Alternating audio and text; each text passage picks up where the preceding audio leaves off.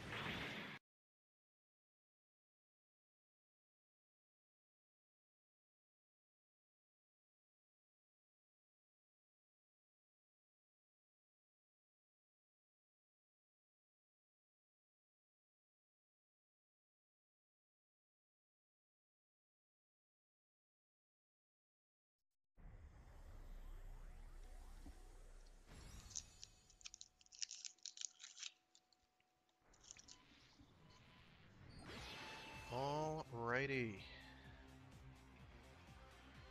Good morning, good morning, good morning. And welcome to Mecha Mondays. I'm your host, Fraggoth. And today, I'm bringing you something a bit different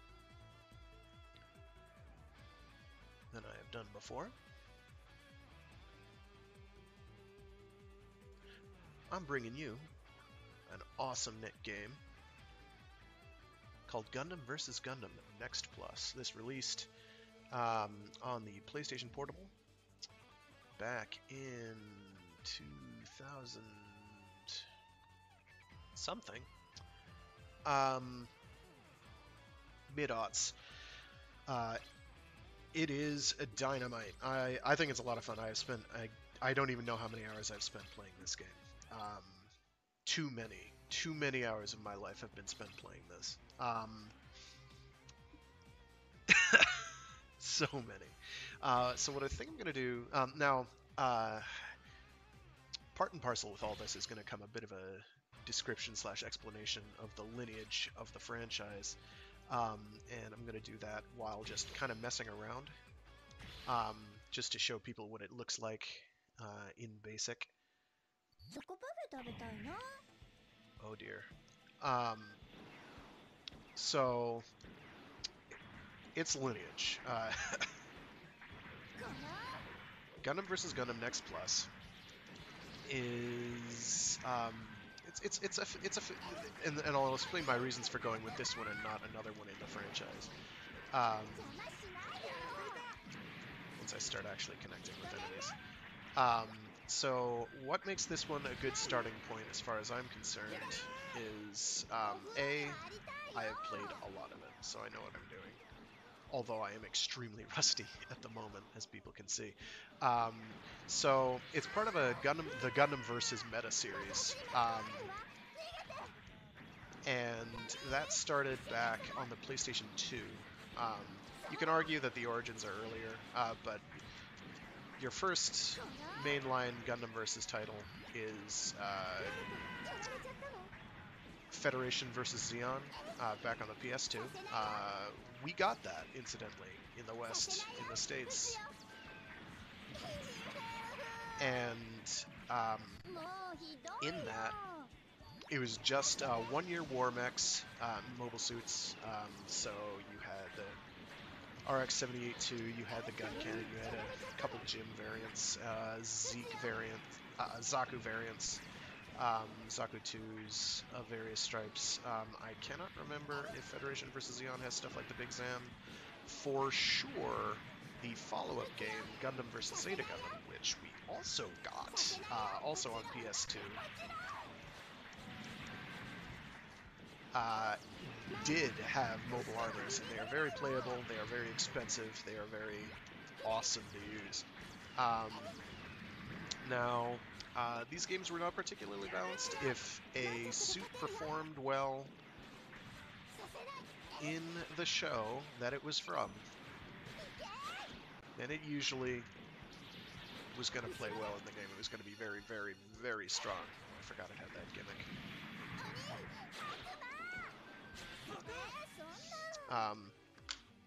Nice. So, stuff like the Zeta Gundam and Gundam vs. Zeta Gundam. Incidentally, Gundam vs. Zeta Gundam is phenomenal. That's probably my favorite in the series of the original mainline franchise. So after that, you wound up having Gundam Seed, Federation vs. Zaft. We did not get that stateside. And then Federation vs. Zaft 2 Plus, which was also on the PS2. Which is also very, very good. I rate that one very highly. I'm not a big fan of Gundam Seed stuff. Otherwise, I'd rate it much more highly than I do. And after that, there's kind of a break. And then you have a game called Gundam vs. Gundam, which is the immediate predecessor to this one, with some key differences. So back in... And now I'm trying to remember if Federation vs. Zeon had it, because it's been so long since I played Fed vs. Zeon. And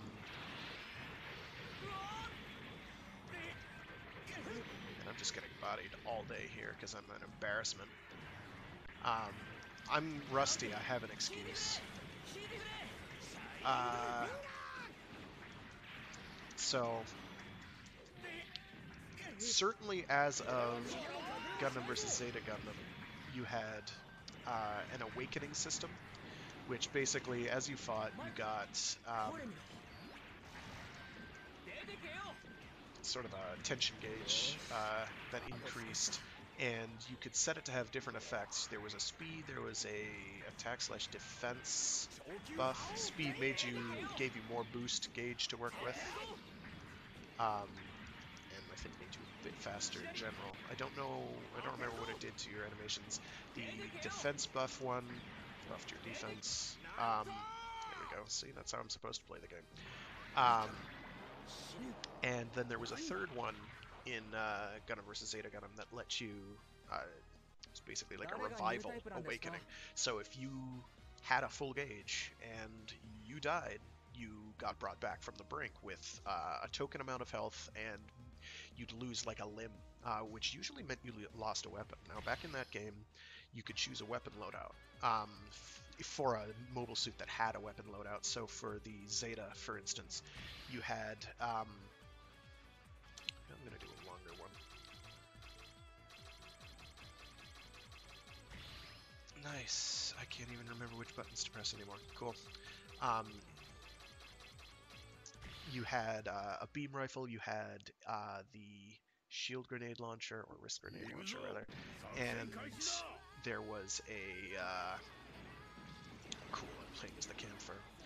Um, you had the whatever the frig that the mega launcher or whatever it was called, the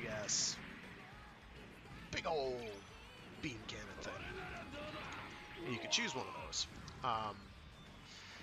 Now, in most of the modern Gundam vs. titles, you now those are a bit different. Usually, they do a good job of representing the maximum amount of its loadout as they possibly can. I'm not playing this very well right now.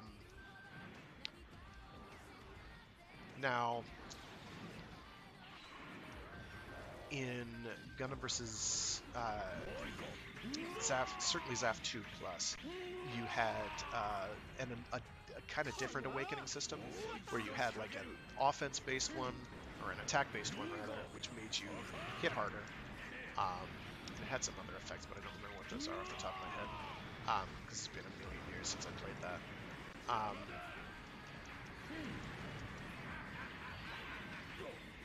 And you had one that affected your boost gauge, and it also affected how fast you moved in terms of animations. So you could get some ridiculous wombo combos. So everybody played with the blue one, basically. You gon' get it. You gon' get it. So what changes? And Zef 2 Plus, basically, at that point, you have it's still basically like Federation versus Xeon and Gundam versus Zeta Gundam in the sense that you have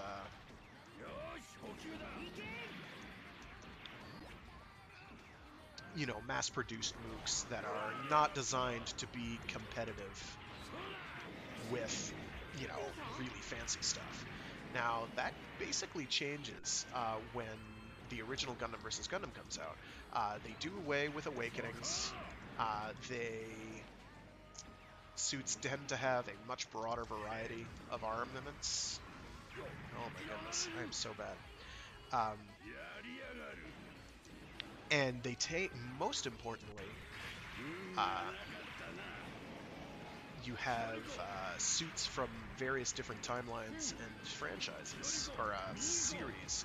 So you have, the Wing Gundam, you have stuff from G Gundam, you have stuff from Gundam X, you have stuff from 8th MS Team, Zeta Gundam, Double Zeta Gundam, Char's Counterattack, the works. It's got a ton of the stuff there. Now, that brings us to our friend here. Now, what they had instead of an awakening system in the previous game, in Gundam vs. Gundam, is sort of like a team super attack thing, which was really wonky. In that, not all of them were created equal, but it was basically series-based.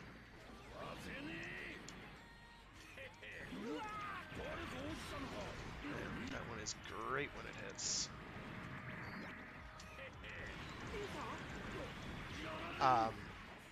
So, like, for Gundam Wing, you'd have, oh gosh, what did you have for that? You had that big wedge-shaped spaceship that was towards the end of the series, and it just flies down and, like, rams everything on the field.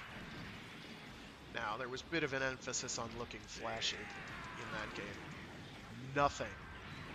Nothing like how flashy this game is. This game takes that to 11 and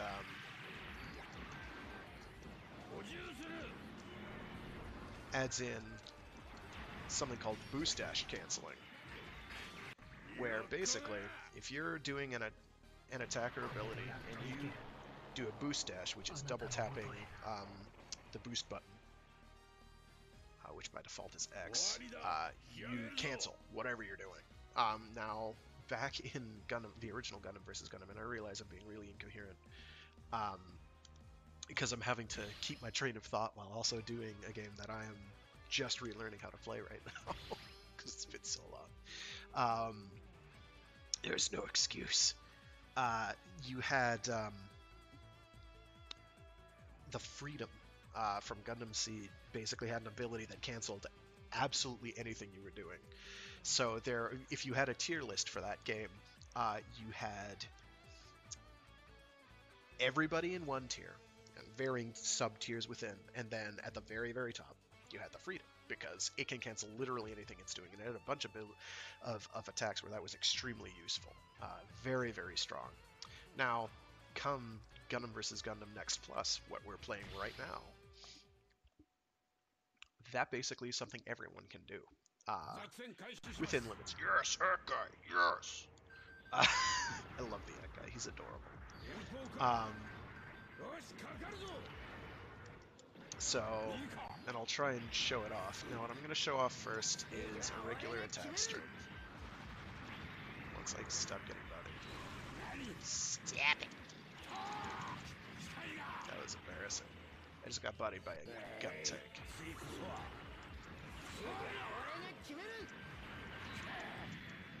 So, to demonstrate,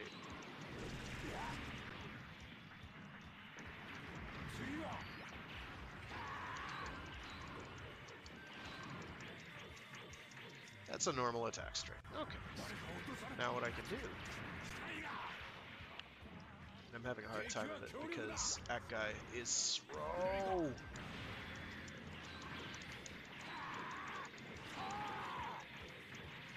Is I can do stuff like that, where I'm just doing a cancel in the middle. Now, this applies to everything.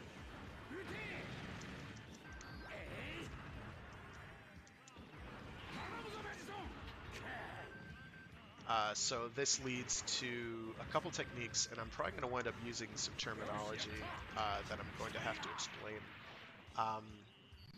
One of these is the Zunda, which I don't think I'm... Actually, I can show off with that guy, so I take it back. He doesn't do it very well. So that's where you basically are canceling ideally beam rifle shots.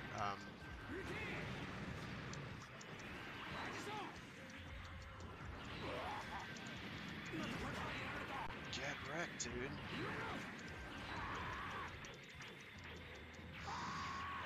So this is going to be a loss, but that's okay.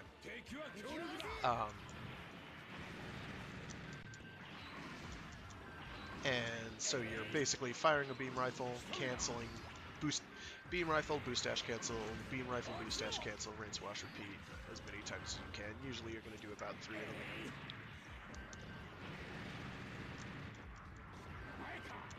Now, another thing this game has is mobile assists. Every character has one.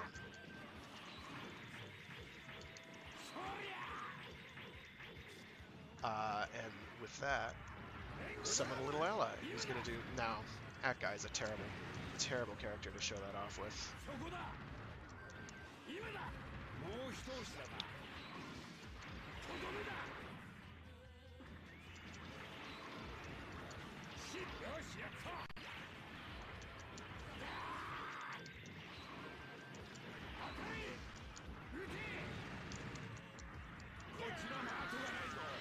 Oh no, grab me groped.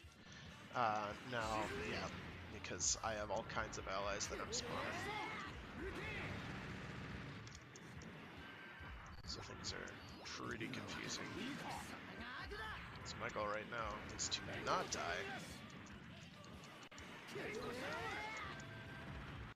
Got him! Because I'm good. I'm remembering now. I will deliberately pick a basic bitch obvious character so that people know what I'm doing. In addition, there's no awakening gauge per se. There's a limited exception to this. Now, after this, okay, let me show off this. Hopefully I will. There's also a thing called Fuwa stepping, and I don't know if I can show that off. I just did it. You don't know that I just did it, but I did, I promise.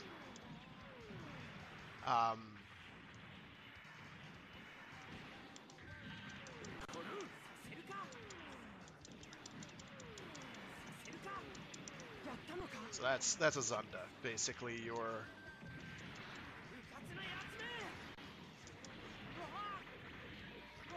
chaining 3 melee or ranged and beam rifle shots together.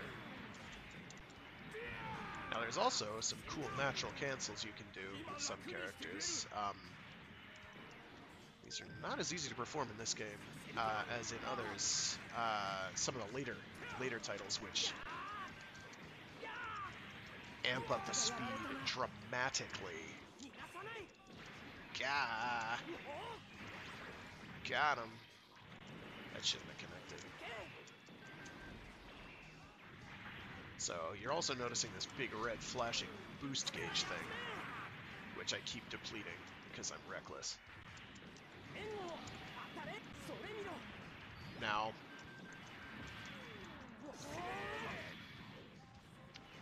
let's see if I can do some fancy. Okay, or I'll just get hurt badly.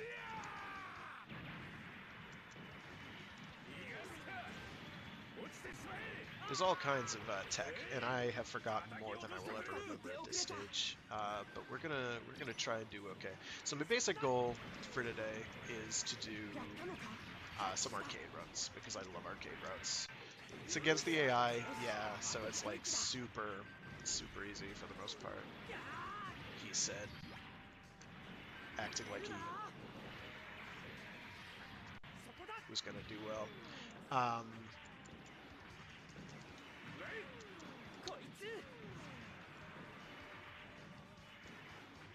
But this is mostly just to show things off.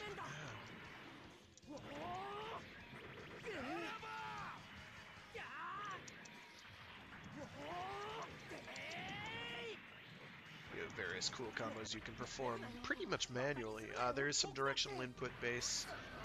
I don't remember half of them, unfortunately, so there's not going to be as much planning to what I'm doing as I would like. So what I'm going to do is I'll do another couple random runs. So as far as the series lineage goes, it kept going after this game. You had Gundam Extreme Versus, which we didn't get in the States, but came out on the PS3 in Japan. PS3 is not region locked, so get a copy. Then the sequel came out, which was Full Boost.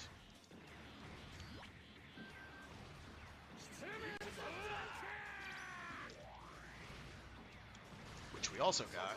And then there's... And I'm not even going to try to list all the changes that have been made in that franchise.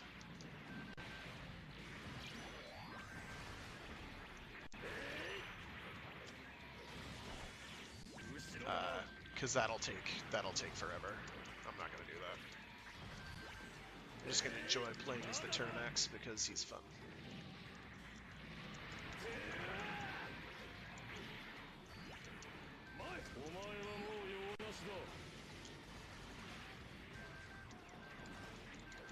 Oh wow. That's embarrassing.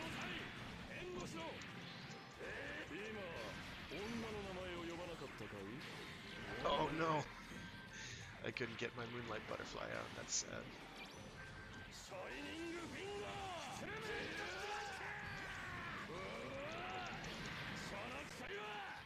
Cool shit. Because I'm neat.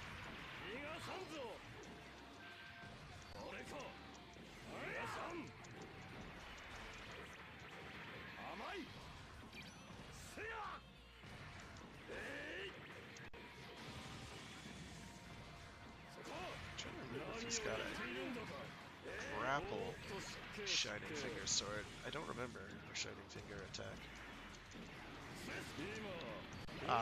And then there was also the arcade only Maxi Boost on. Oh, missed him. That's unfortunate.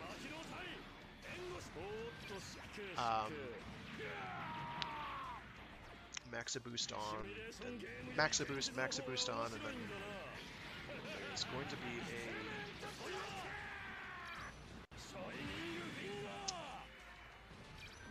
a Gundam Extreme Versus 2 for what that's worth. But I don't think we're going to get that, honestly. Let alone in the West. There's also just Gundam Versus, it's called. which we did get, and I think it's pretty good, but a lot of people disagree. It adds back in a formalized mobile assist system, but it is so that anybody can use any mobile assist once you have it unlocked, and that leads to some pretty broken shit in that game. Not all mobile assists are created equal for starters, even though they did their best to standardize them. And I'll do one more of these, and I'm gonna do some arcade runs. Lost my train of thought. Here comes Char. All right. And so there are some assists that are just everybody's going to use that are better than everyone else to add into any other balance and inequality issues. Now, on a note related to balance, this is not a game for 1v1.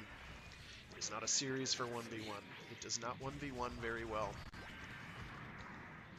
Listen, Norris. It does not 1v1 well at all.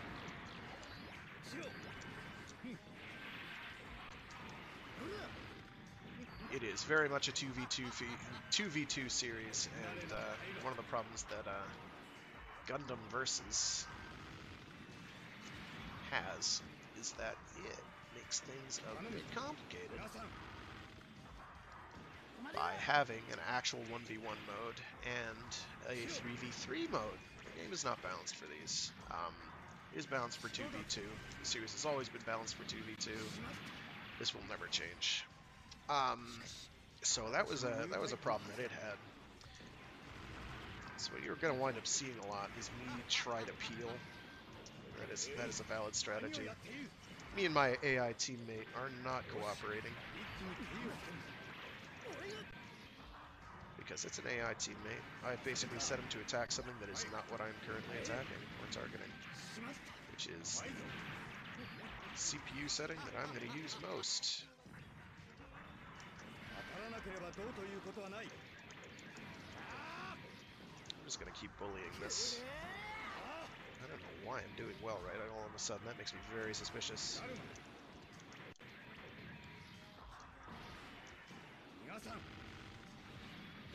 He said as he gets hit. There we go. Bazooka to the face. So, in summary, game's fun. Very flashy. And we will probably see a bunch of flashiness. Depending on who I decide to choose for my arcade runs. I'm probably going to go with an Now, you also have cost brackets. So it'll show off. This number down at the bottom of a portrait. This is the RX-78-2, the Gundam. First Gundam. It is a 2000. There are 3 cost brackets. There's 1000, 2000, and 3000. First Gundam is a 2000. The gun cannon featured here is a 1000. And the Cubile is a 3000. 3000s, basically, the difference between them these cost tiers is generally one of 1000s are intended to be much weaker than a 2000 than a 3000. This generally manifests in having fairly low health, having fewer weapons, and having a lot less boost gauge. So they are a lot less forgiving of canceling mistakes. 3Ks, 3000s have a lot of boost gauge. You can see them cancel for days. They will do all sorts of really dangerous stuff to you. So I'm probably going to wind up playing as a 3K because going against the AI, I want every advantage I can possibly have. And advantages are good. Failing that, oh yeah, I've been meaning to actually do a run with this guy because he's got some extremely flashy, cool stuff that he can do. I'm going to see if I can carry any of it off. Ultron from Endless Waltz. Let's see.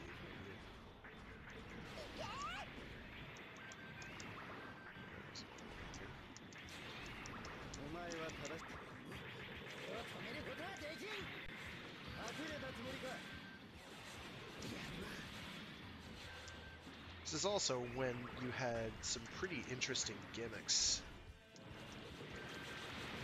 for some of the suits. The GPO-1 that I'm currently beating the tar out of, for instance.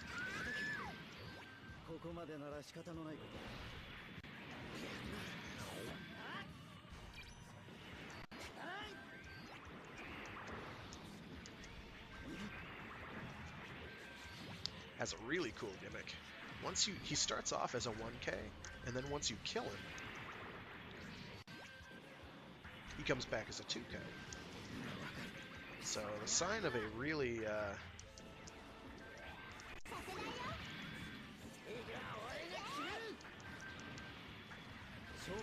good GPO-1 player is that they don't lose their 1K variant until much later. I'm not a very good GPO-1 player.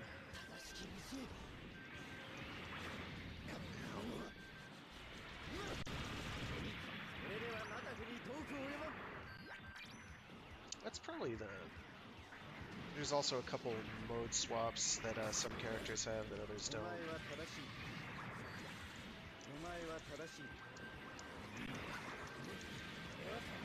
So, Ultron, one of his cool gimmicks is that he's got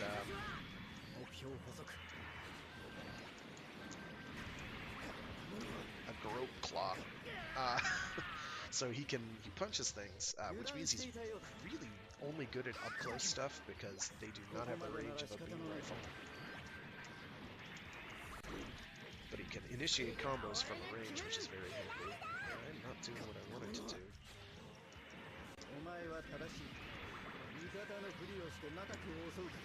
That's because I knew there was something wrong going on. Oh, come on now.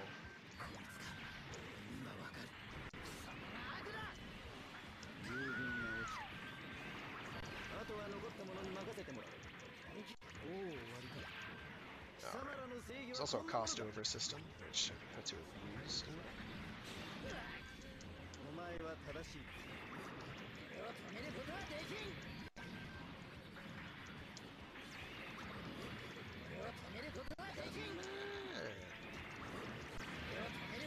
This isn't going the way I wanted it to.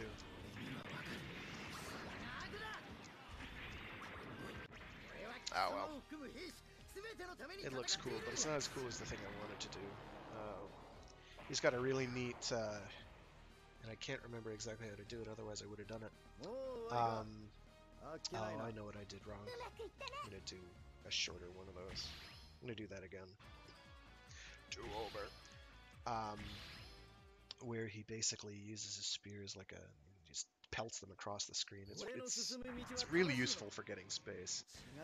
But yeah, really, it has a really good variety of units. It's why it's my favorite in the series, I think.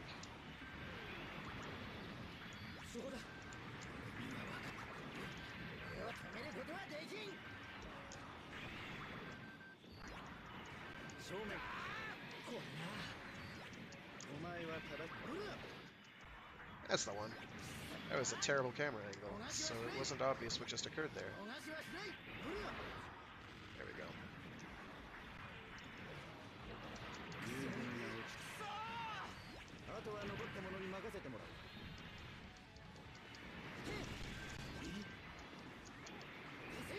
It's also got a multi-targeting fist attack, so I can do stuff like that. I targeted the other enemy, and then attacked him too. A bunch of units have that. Not too many.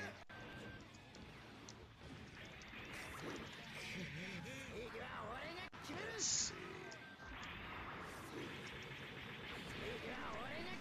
That's dangerous because it keeps you in place for a long time.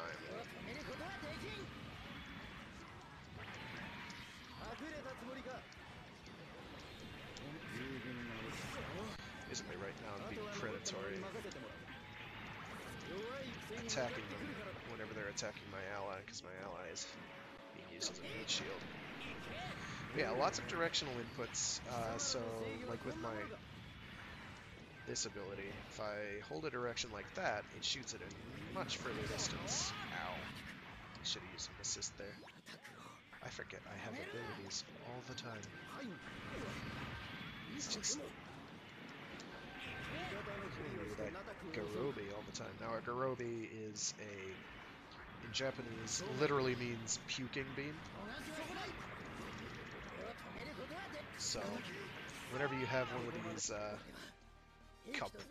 let's see his buddy go that way. Oh, it didn't do it because it was too late in the...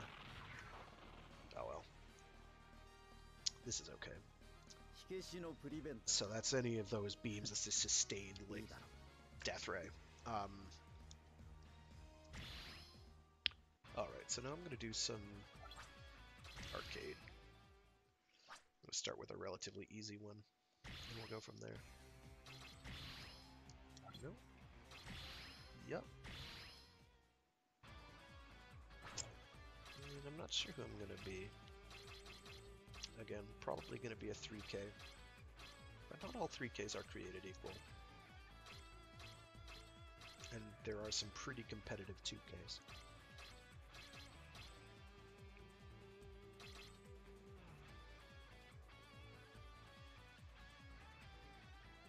Actually, I'm going to be the double Zeta.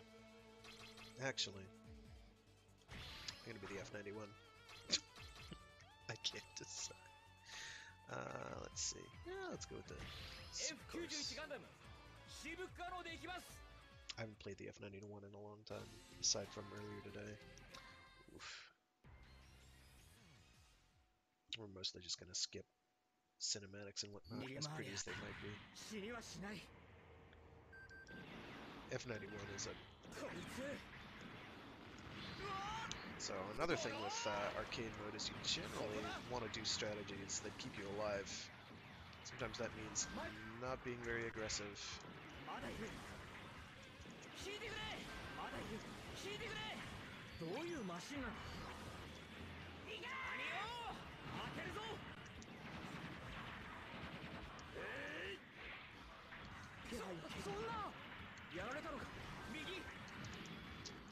It's not going well.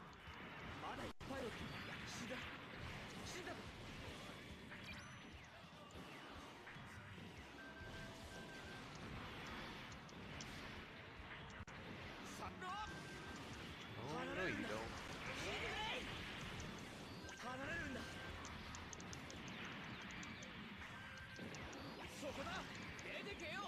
So that's Meepy mode. It's pretty good.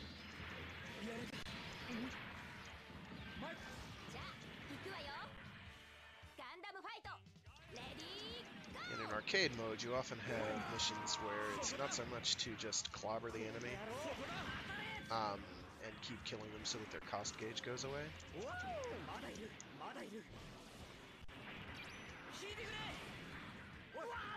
Often.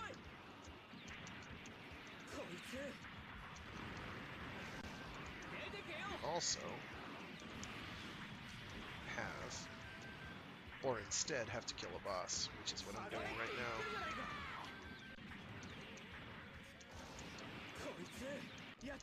Ah, partner got him. Oh well. I tried.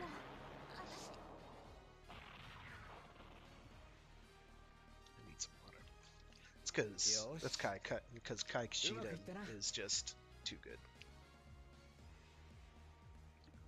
So what I'm also trying to do here is I'm trying to score reasonably well so I can fight the true final boss, which is the boss strike freedom.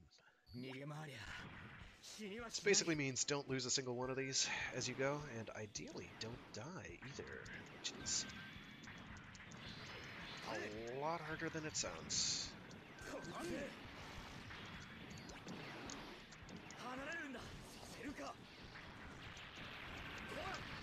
Oh my goodness, that is a Sazabi, isn't it?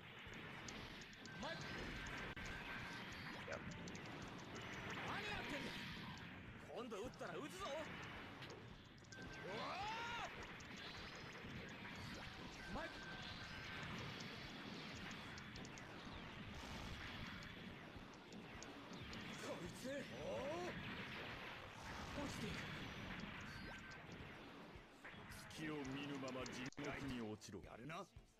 on leaving behind after images, which has all kinds of wonderful effects. Basically, the enemy is permanently in a state of green lock on me when I'm in meepy mode, which is the glowing orange thing. And what that means is their attacks do not track very well. It's generally regarded as a bad thing.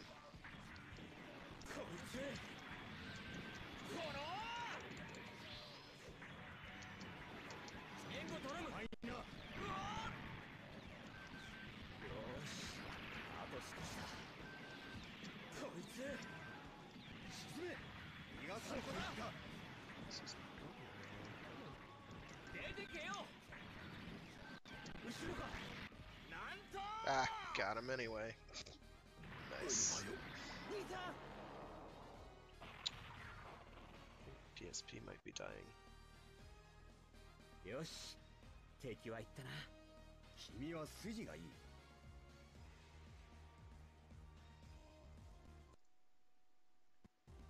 So give me 1 sec here to see what's going on.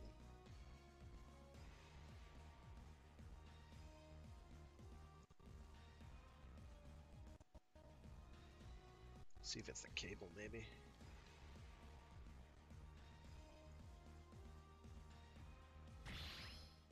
Shit. I hope it's not something fancy. I hope it's not the system dying. I'll be upset if it is. Alright, so for this one, it's a usual, just beat 'em up. Kill everything. The problem is, one of those is the Exia, and the Exia in this game is my absolute kryptonite. I cannot fight Exias competently. Oh wait, that's not the Exia, that's the Strike. Don't mind me. I think the Exia maybe shows up later than on this one.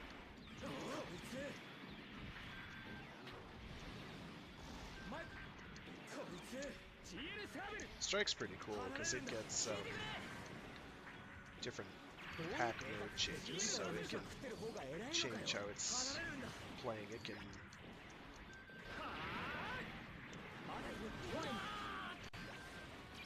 mid-match very, very handily. One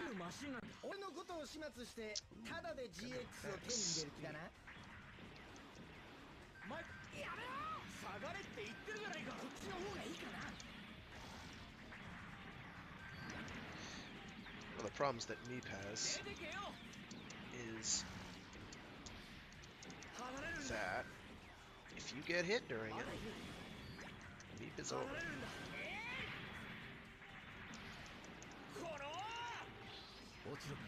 Ah.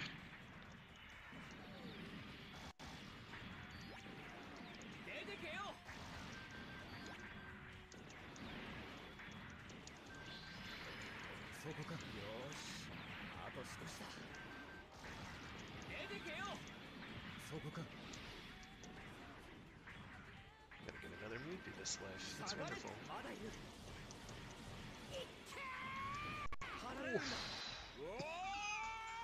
I'm glad I ran out of boost and drop when I did, because getting hit by that would have been embarrassing. Being in Meepy mode helped. The fact that I was button mashing there did not.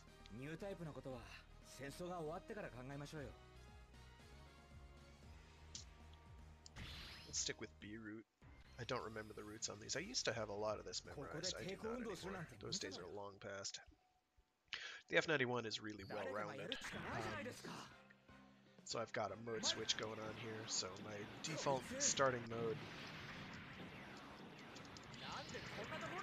gives me melee attacks, it gives me beam rifle, it gives me this little three-shot beam bazooka thing, which is really nice. But then I can switch modes on the fly.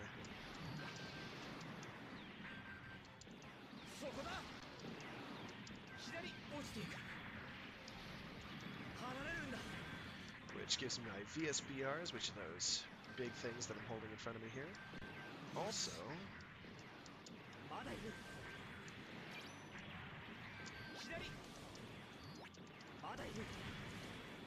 lets me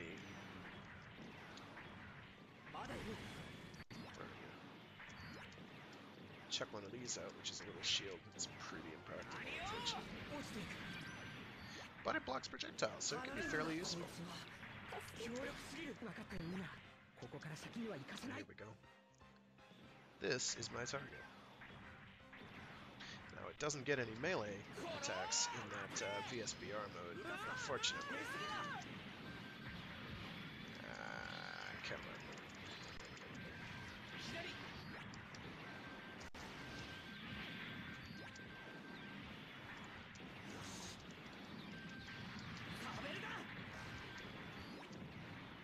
This is what I need to be killing.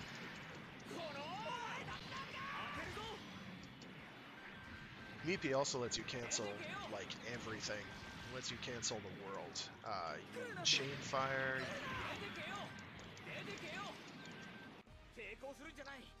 You have all kinds of advantages. But if you get hit, Meepy goes away. And I believe you take extra damage in Meepy mode as well. I don't remember what MEPE stands for. I haven't watched F91 in a very long time, so it might stand for something really profound. Basically, my face mask comes down and I start venting a lot. It's an overclock. Now here, I am going to have to fight an Exia, and Exia just causes me nothing but problems. It's got really solid melee, it's got a pretty, disgustingly good ranged game for how good its melee is, and it's a 2,000 cost, so...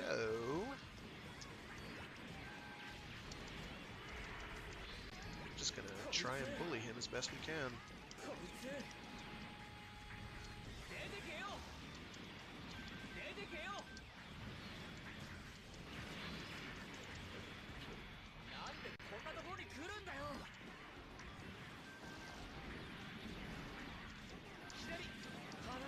We do not want him doing that. That is Transan, and Transan is bad for my health. Oh, good.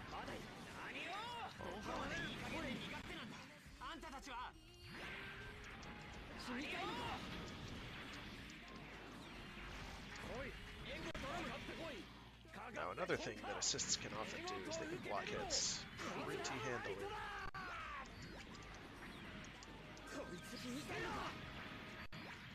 Sometimes, not always being.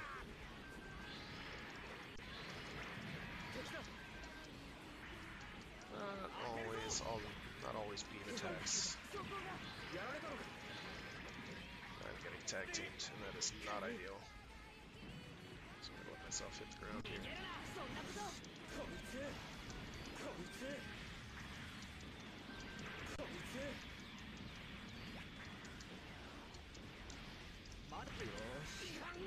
Got him.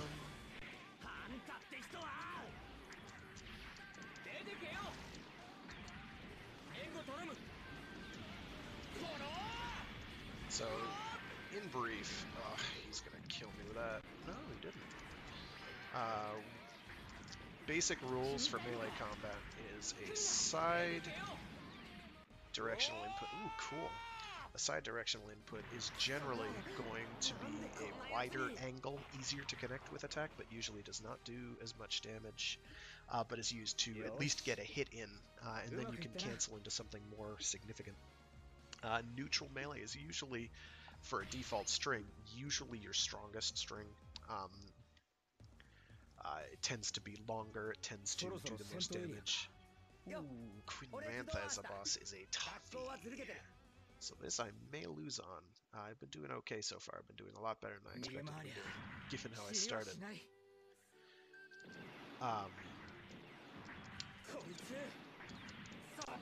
Back melee is usually something a bit wonkier. Boostash melee tends to be something that has, back melees tend to have some kind of a utility. Like if a unit is going to have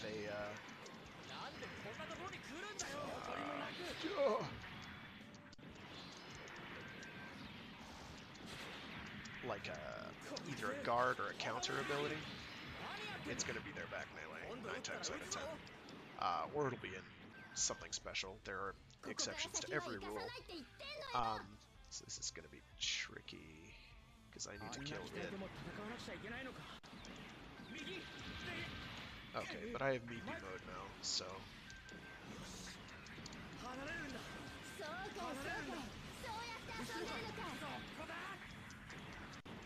I think I just got hit there, but didn't lose maybe, which is interesting.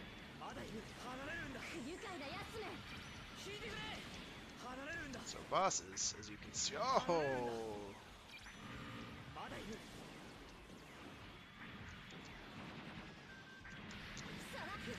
All kinds of large-scale bullshit that they can do. I would like very fervently to not die. I'm not counting on it.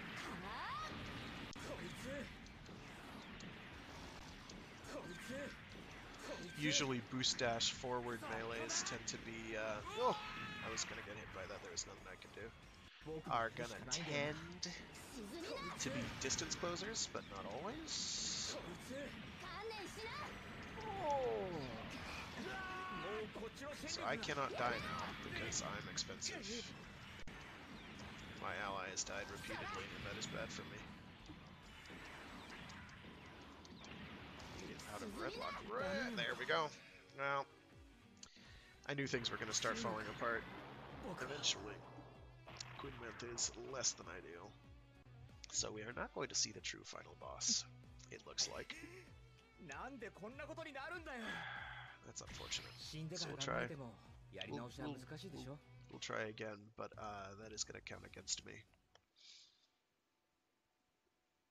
I had bad position, so I got hit by a couple things that I shouldn't have been.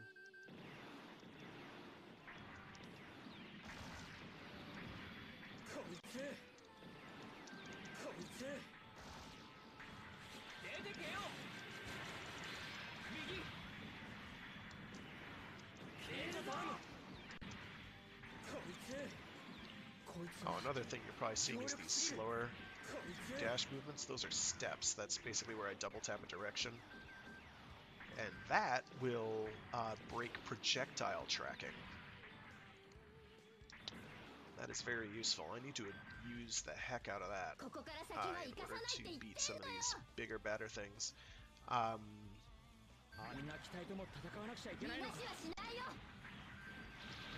It's gonna let me actually dodge stuff. Some stuff. Yeah,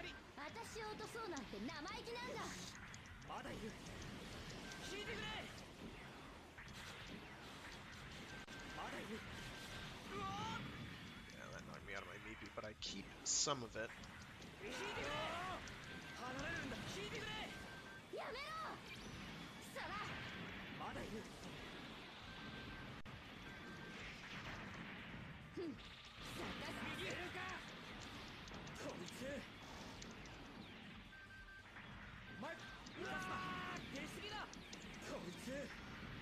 Oh no!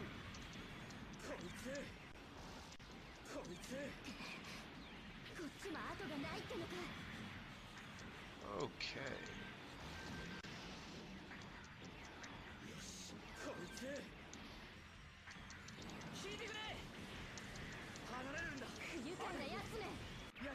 Got him. That went well.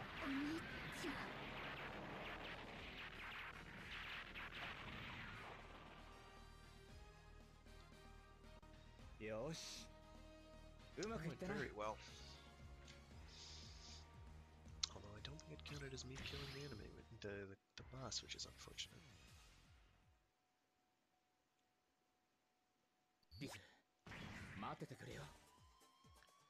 Okay. 2 Gundam Nexts.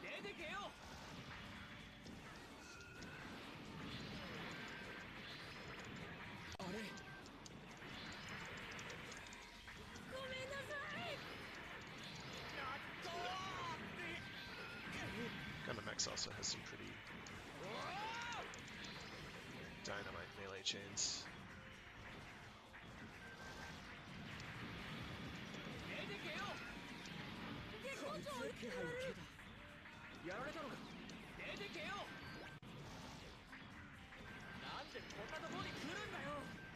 Okay, need to start upping my game yesterday.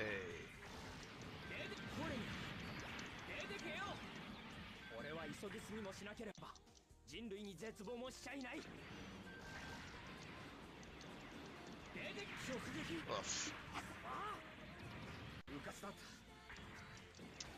Generally, these arcade routes get progressively harder, as you have noticed.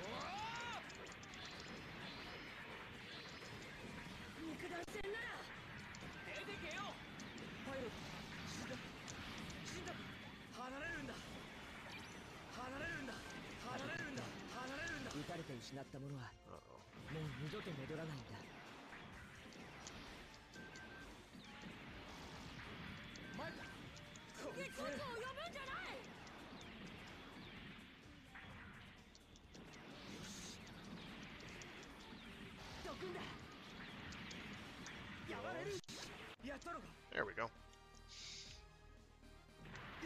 I was starting to get myself into a nasty corner there. That was not so good. I was staying in the air too much, and that can be very problematic. Because you drain boost, and then I just fall to the ground, and then I just have a lengthy recovery animation that is less than good. That's one of the two for target enemies. I'm going to probably focus down the Epion first because it's dangerous. The Epion is special because it has 0 melee attacks, or 0 ranged attacks, rather.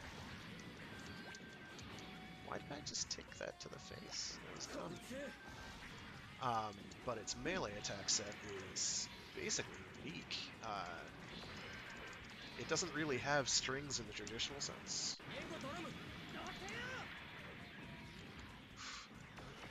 It's very low.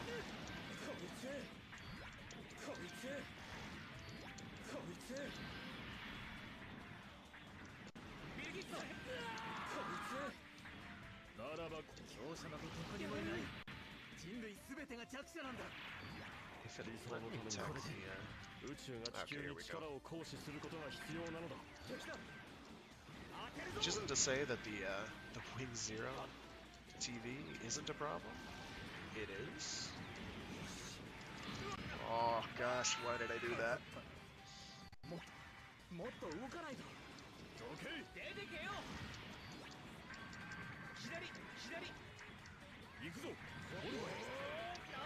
Yeah, that's why you don't want to get hit by the Epion, because it's gonna kill you. Oh, things did not go well there. There was a hiccup.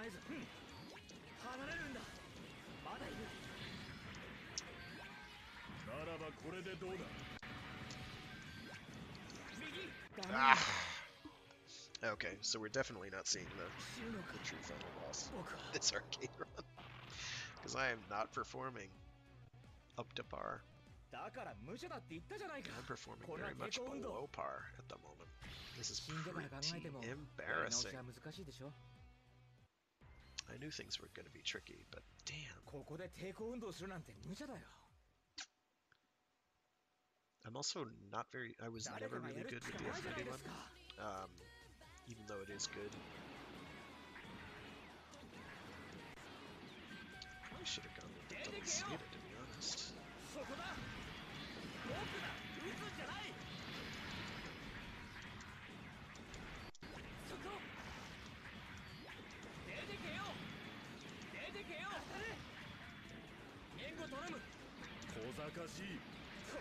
Confuse this. Then you want to kill the Zeta if you possibly can before Aegis, because the Zeta has a gimmick where it'll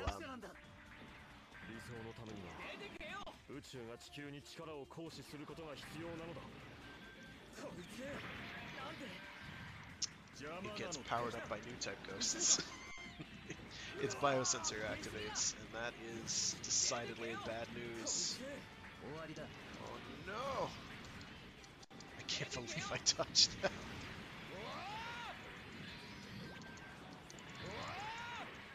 That was pretty epic.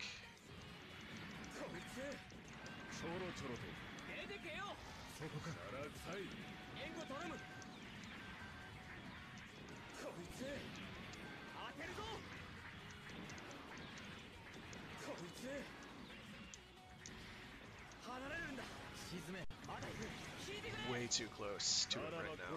That is not ideal.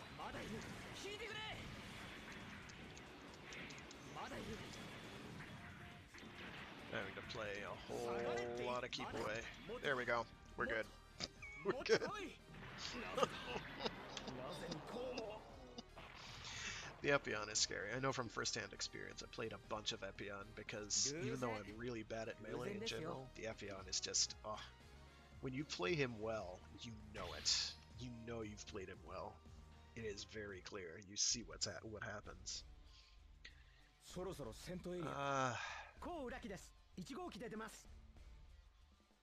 Oh, this is going to be really hard. Because those are not easy. All three of those at once. And of course we start off with a frickin' Exia, because of course we are. 2 Exias.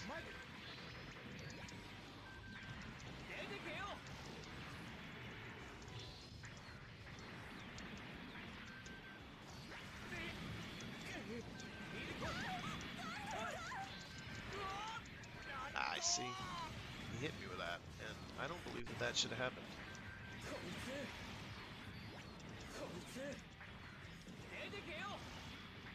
I don't want to bust my Meepy out just yet, but I don't think I have a choice. Ugh! Yeah, it's... Yeah. So this is gonna be a loss, because if I've died already, that's a problem. Oh my gosh.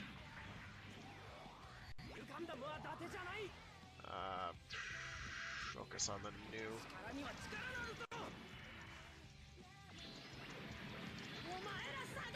They're all dangerous. The new and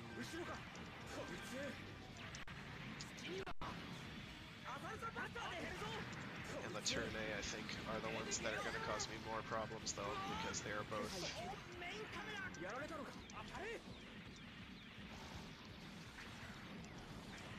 Need to be switching targets more often than I am. Ah! The new's almost down, though. That was inevitable. When you cost over like that, it is really, really bad, because you can just get one shot. Which I did. By the Victory 2, who I've been ignoring for reasons that I don't need to explain. I don't have much respect for it in this title. It's much more dangerous than some of the later Extreme Versus titles. It is very deadly there. It's still strong here because it's a 3K, and 3Ks are very, very, very powerful. So, things that need to happen in this initial part against 2 Exias. Don't get hit. Do not get hit in a melee combo like that, and do not die. I need to not die. There we go, one down.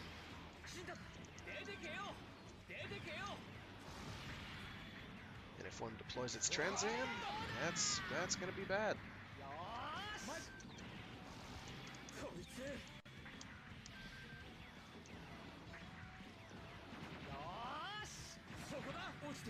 Head Vulcaned to death. You should feel pretty embarrassed. Okay. So things are off to an okay start. I got hit more than I would have liked. Wish they'd stop interrupting me like that. It's very rude.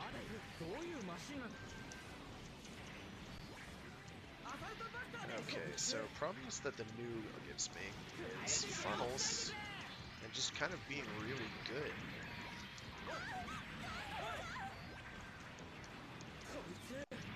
Problems that the Turn A gives me, just being super good. Problems that the Victory 2 gives me are being the thing I'm not targeting, ever.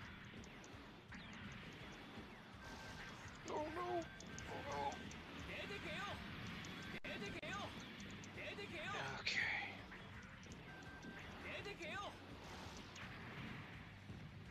I need to be using everything in my arsenal right now, and I am not doing it.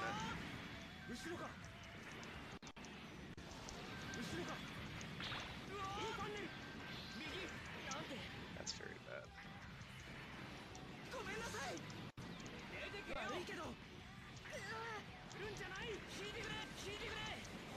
Calm down.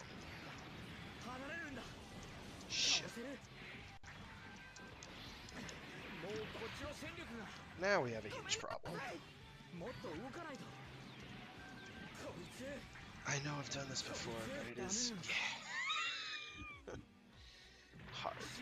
It's very hard. And my PSP is hiccuping because it's old, and I am jostling it like crazy, so I apologize.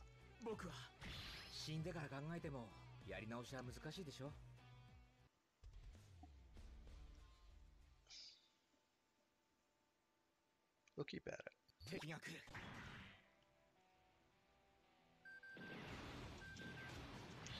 So one of the rules of dealing with the Exia is never get near it. So me trying to jump in with melee attacks like that, fucking dumb. Pardon my French. It's just not intelligent behavior. Because it doesn't care.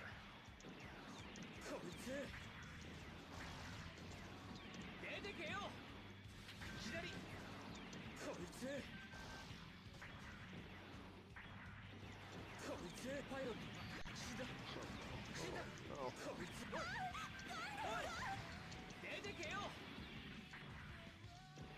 Lost my ally to the rousing surprise of nobody.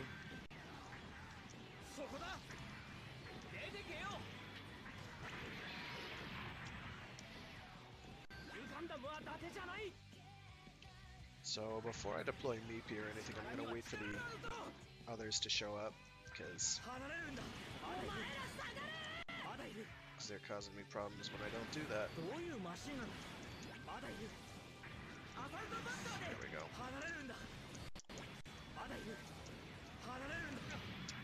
Ugh. That was pathetic.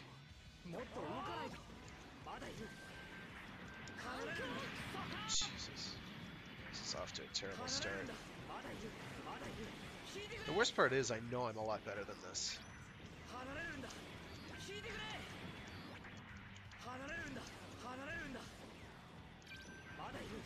So I'm being exceptionally hard on myself.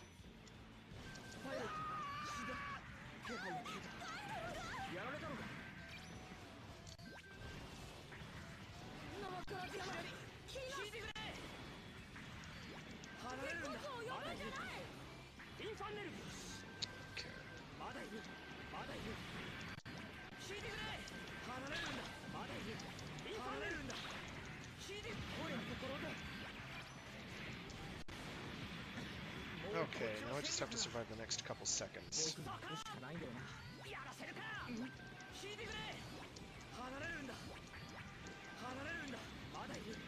Much more difficult than it needs to be. Shits.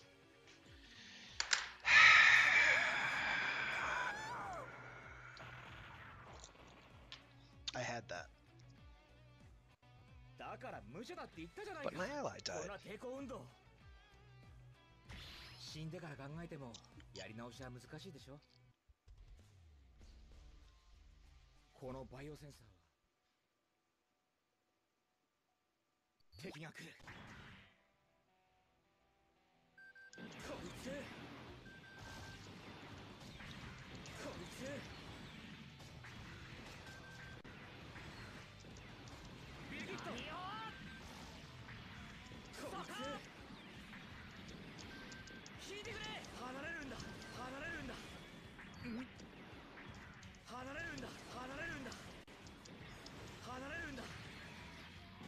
Getting hit by that was less than ideal.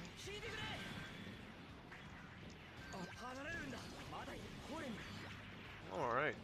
Didn't want to hit my ally with that, but I also don't care. And I definitely didn't want to kill my ally. That was very much not ideal. So one of the advantages of VSBR mode is that I have red lock for miles. It is a very long red lock distance.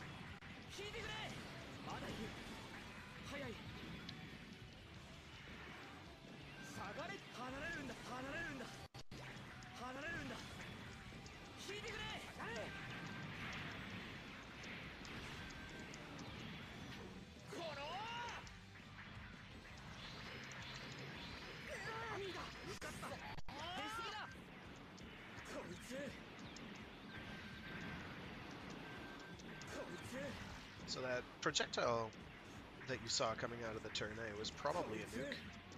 He gets one of those per life. I do not intend to let him hit me with any of them, and it looks like I was successful in that. Getting hit by a nuke? Bad. Very bad.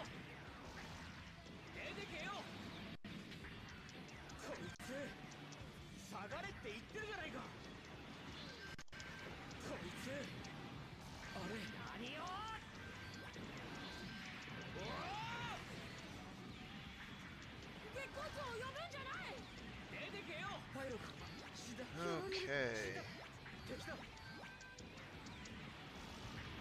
This is good. This is off to a good start.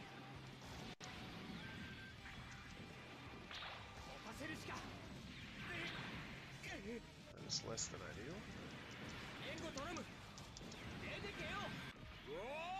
Oh, did I actually hit him? I don't know what I hit him with. I didn't think I aimed for... Well, clearly it was me. This is okay. Not complaining.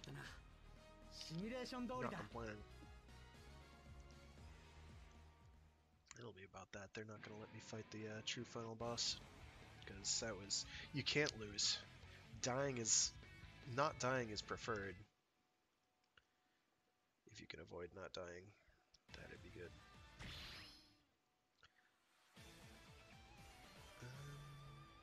Not sure what that is exactly. I think those are things that I unlocked. Yes, they're unlocks. You know what? Maybe that's what I'll do. Is the, what's it called? The double O Razor. Riser? Rayizer. Because he's pretty good. I might also do the double Zeta, because the double Zeta is exquisite.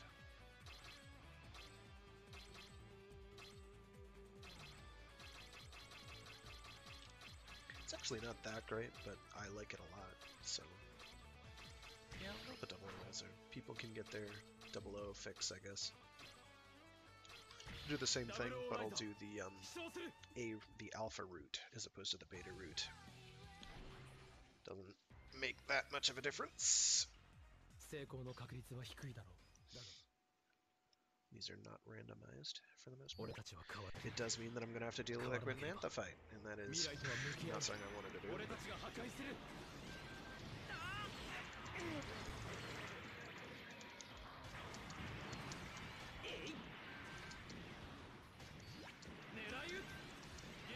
So, as it turns out, these two are actually superficially similar, the F91 and the double O Riser.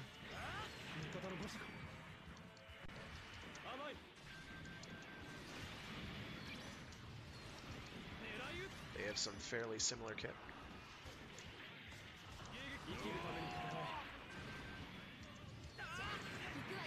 Now you're probably wondering, double O Riser had a lot of melee, didn't it? I think it'd be really good. Well, it is. I'm just not showing it off.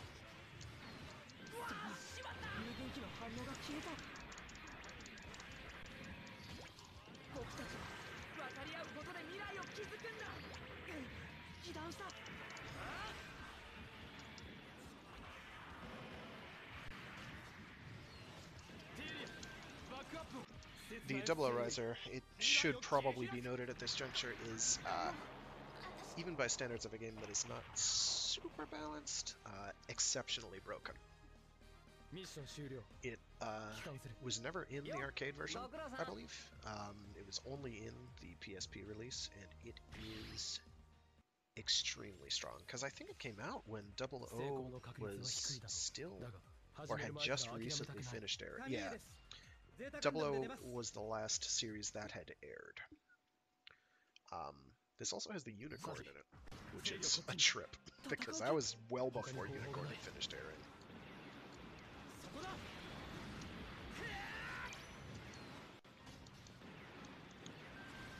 Okay, 1K, mass 1K fights suck. I want to put that out there.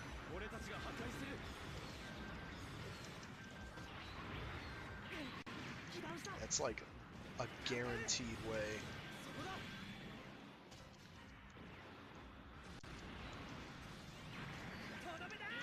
to make a 3K's life difficult is lots of 1Ks, because a 1K can die many times, and it won't lose.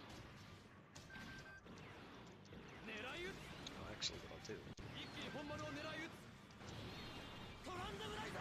No, I won't. Yamero! Oh, no. That didn't connect in ways that I wish it had.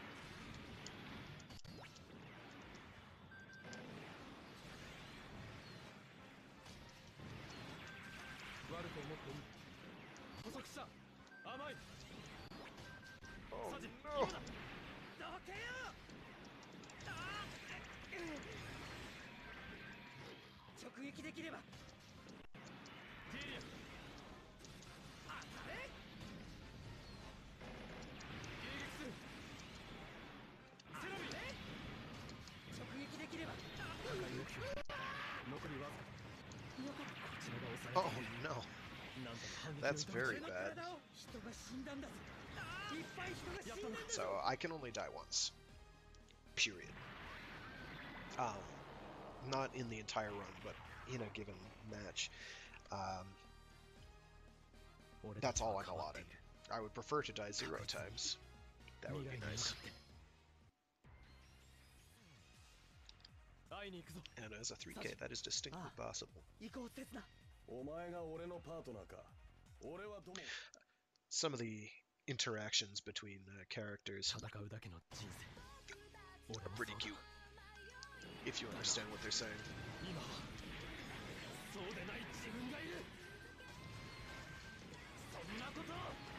I understand maybe a third of them. My Japanese is not great. Oh, why? I saw that coming a mile away and I just let it happen. That's too bad.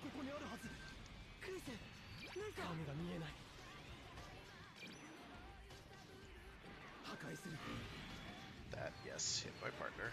You are correct. You're observant, aren't you? I wish it had. Okay, so Epion's a problem. GPO2 has nukes. GPO2 is a big problem. He's also big, so I can hit him with this beam shotgun thing that I've got pretty handily. Okay, he's not going to do this stuff to me anymore. So Epion. Epion is the, again, you want to avoid him. You want to not get hit by him ever.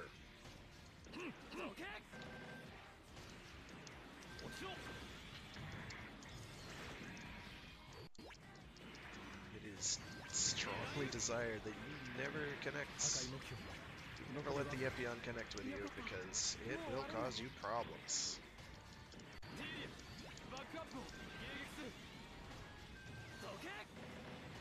I have a ton of keep away options.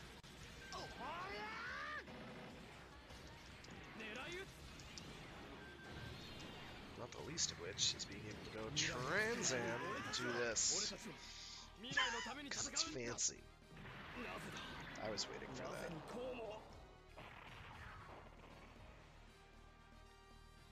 If he had hit me out of that, I was probably going to cry. So again, we can't lose. Losing bad. I'm still thinking about how I'm going to handle the Queen Mantha fight. Oh, great, 2 Einareds. Einareds are cool.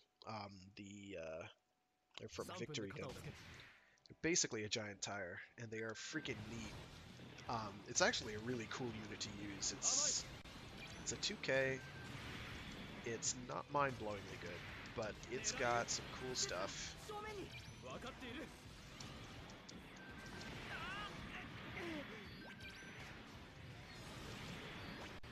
Fighting 2 of them is pretty obnoxious, though, to be honest.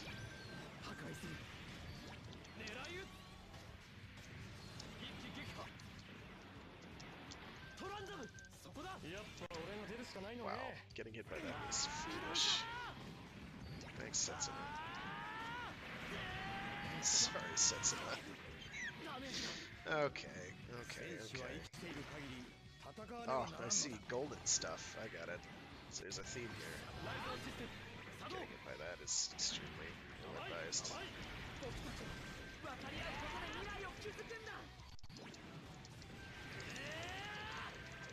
I can do that until my Trans Am runs out, which is now. Also when I die. But I basically took out a huge amount of their health bars when I did it.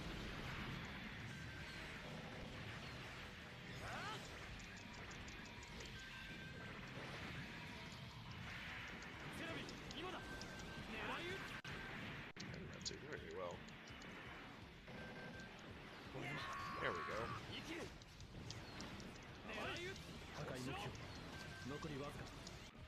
There we go. Dying repeatedly is also very bad, but so long as I don't lose. If I lose, it's a huge issue.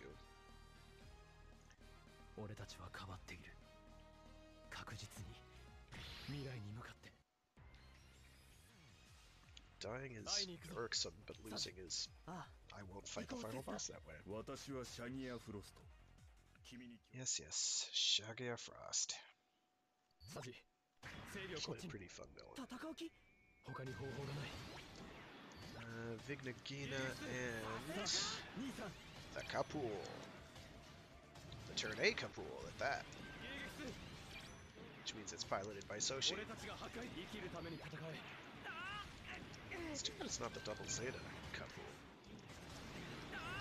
Because that one's blue, not this greenish color.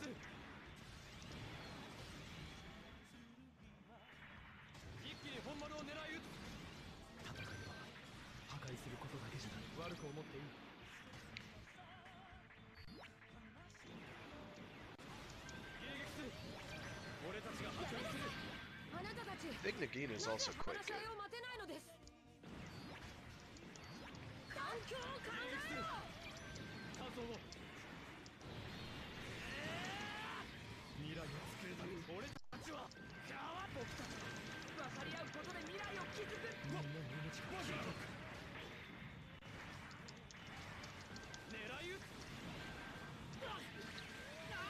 Oof. Big Nagina, what makes the Big Nagina special is that it is a 1K, and it is a pretty damn good 1K. It's got good options.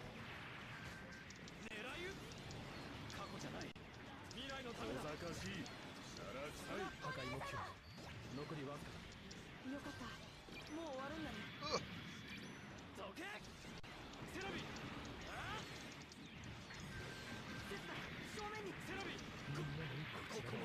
That was... yeah, now I'm overcosted, so this is about to end, unfortunately. That's too bad.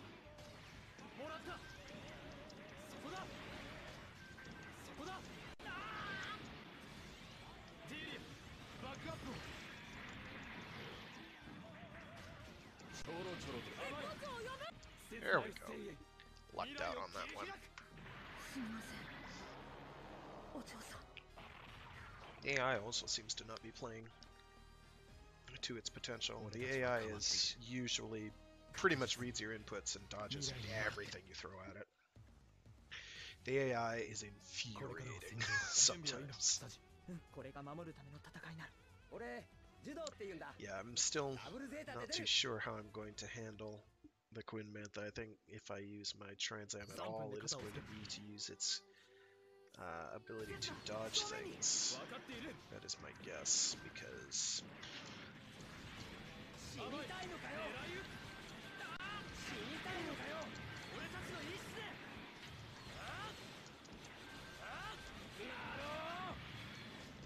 get hit by that stuff.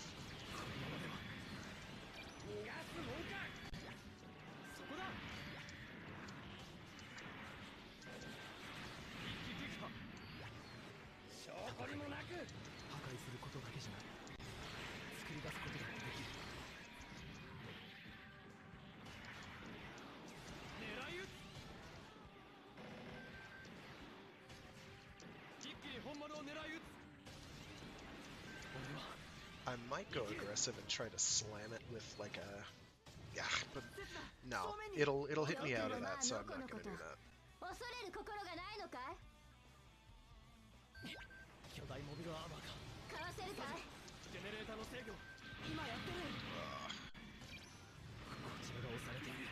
That's what I was saving it for, was one of those, but no, no, no, no, no, no. God forbid. Okay, so this is not going well. Oh,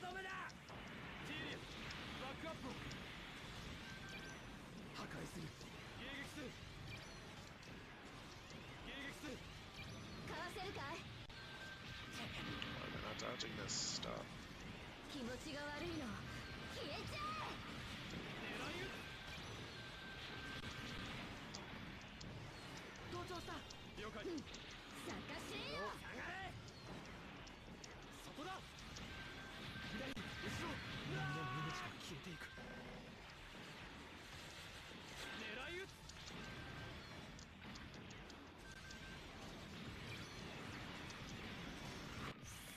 Shit.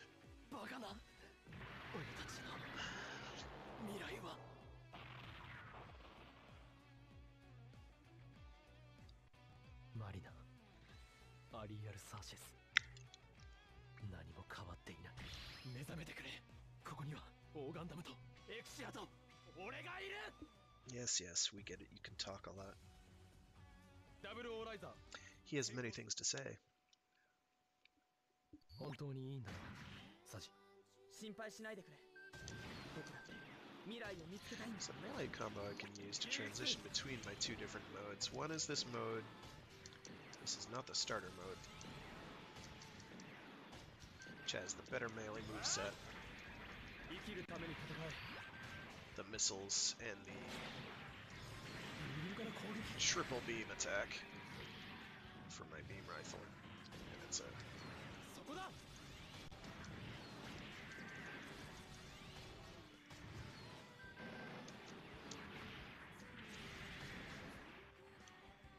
So what I think I'm going to try to do, this is ill-advised as hell. Do not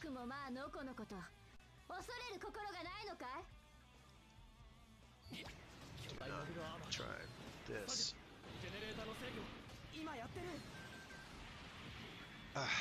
Didn't work. But it's committed now, so I can hit it with that.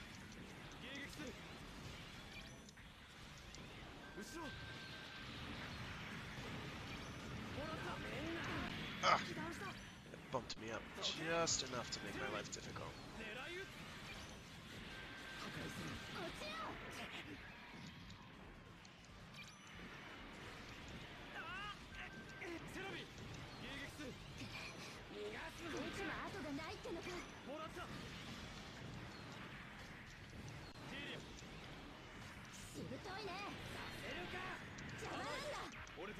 Oof. That actually went pretty well. See, when I'm on my game, I can do it. Unfortunately, now we're not going to be fighting the final boss, but still. We'll see. Maybe it allows for one loss if you score high enough. I haven't been doing too well, so I don't think that's going to happen.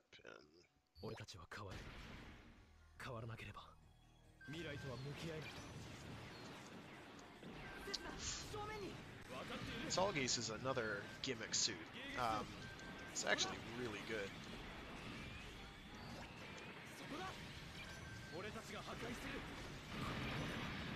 I think he's really good. So his gimmick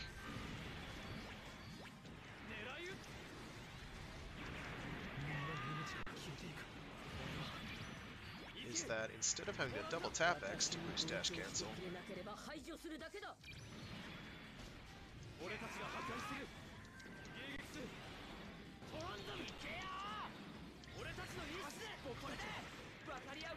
he just does it on one single tap of that X button, which makes him really hard to use, to be honest. Completely different than every other character in the game, as a result.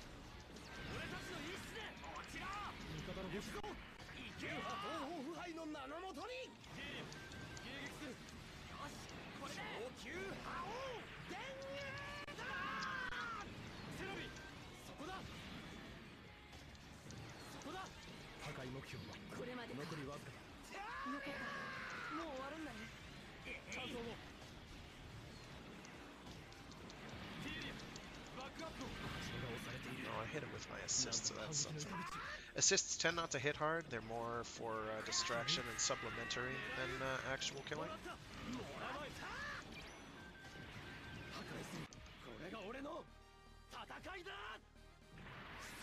I do like that beam shotgun. It's great against mobile armors, as you saw. It was like stunning with one attack, and that is very useful. As you can probably imagine.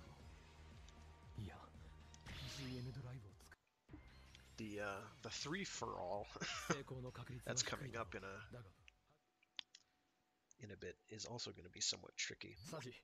As you saw before, that one is quite challenging. Because there are 3 3Ks, they are all 3 of them pretty good 3Ks.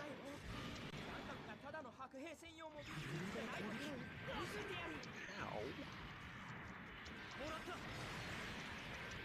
That's what it is. I knew I had some sort of a saber toss. I couldn't remember what it was. I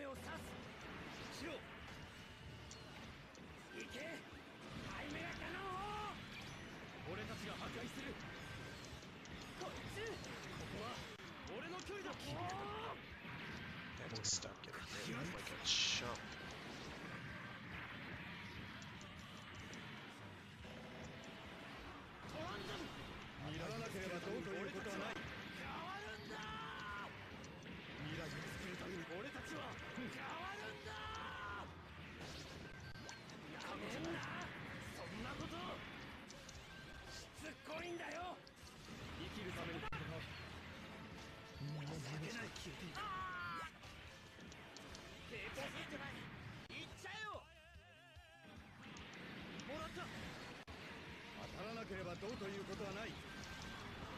So, this is suboptimal.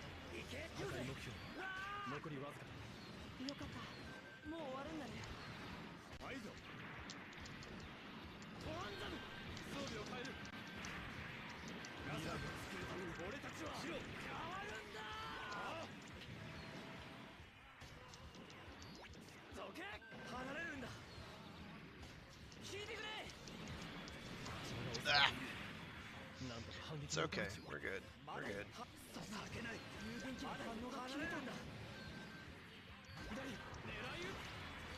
That cloaking isn't as good as you think it is. It's like Meepy, but without as many advantages. Basically, everybody perma green locks. You're hard to see. It goes away as soon as you attack. It's pretty iffy. The Death Scythe's melee, though, is quite good. Alright.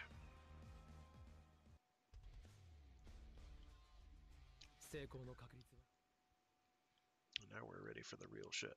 The real deal.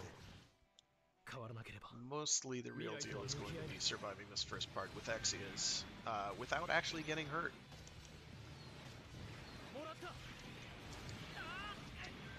Becomes pretty important to not take damage.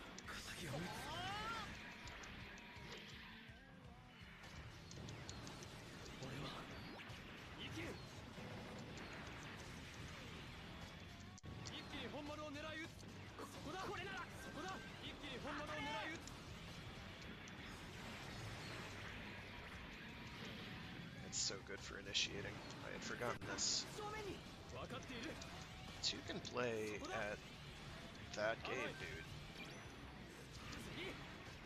I'm saving my, New Gundam is decidedly not just for show. I concur. It's pretty good. There are many good 3Ks in this game, and the New Gundam is probably the goodest. One of the gooder ones.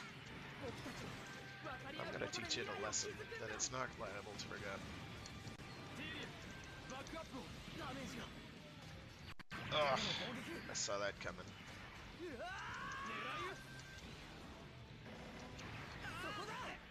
Oh no.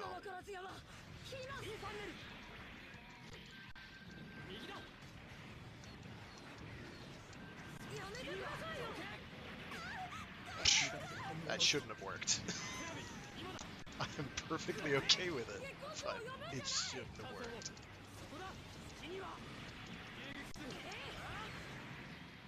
Okay, fine.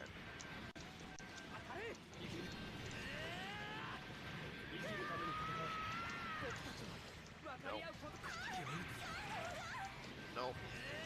Nope. Yep. Nope. Damn it. So this is decided. I needed to hit with like all of those. Those were bad misses to have.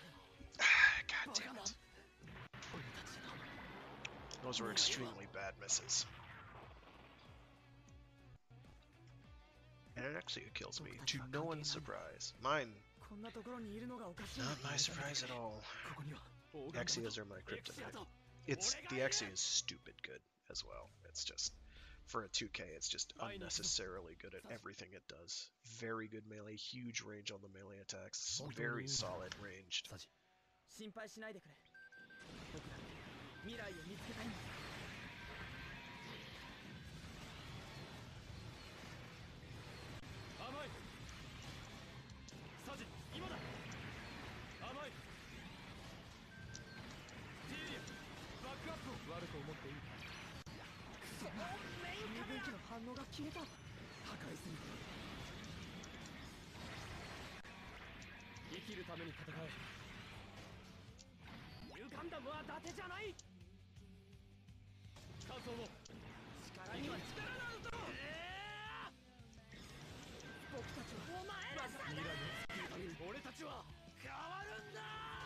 Shit.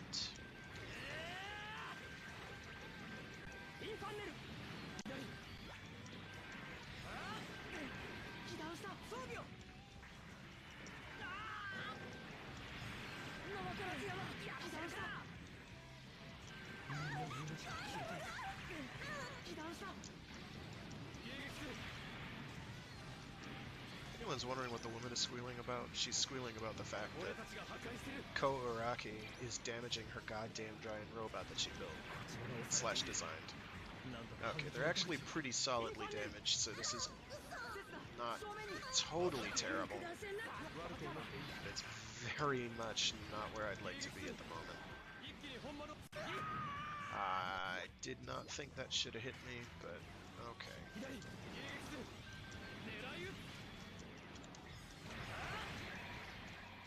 So now I've got two Exias floating around, and that's like the worst. That is about as bad as it can get. Oh no, that's it. God damn it. I'll try a normal one. As the Kshatriya, I like the Kshatriya a lot. After I beat this, I'm going to beat it because I am persistent.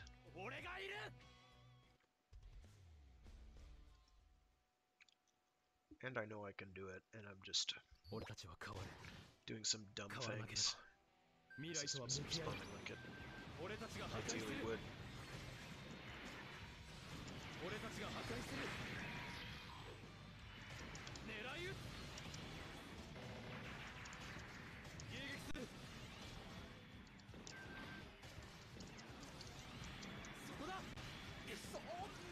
I don't know why it's just standing there.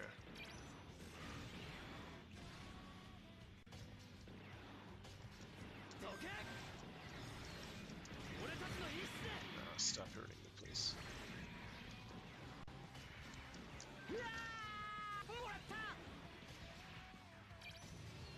gonna try hitting the new Gundam right off the bat with a charge shot and hoping for the best. Nope.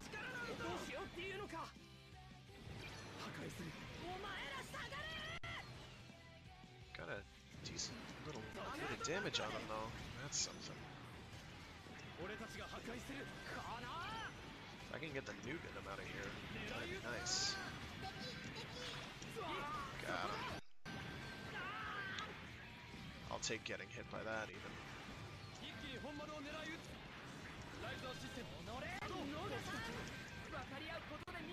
And of course the Exia comes in and it's probably caused the most damage to me of anything in this entire fight. Shit. I'm gonna focus on the... God damn it. Because my overcost is going to be freaking terrible now. Stop! Damn it. Exia, again, the problem.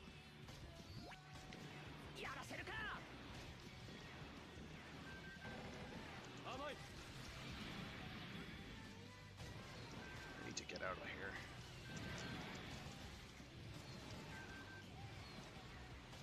Oh, shit.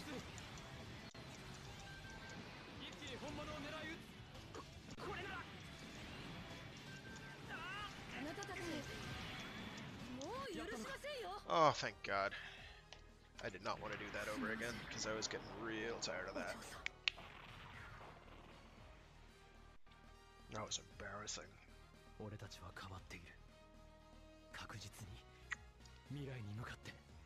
Absolutely mortifying to have watched that. That was just a tragedy in action.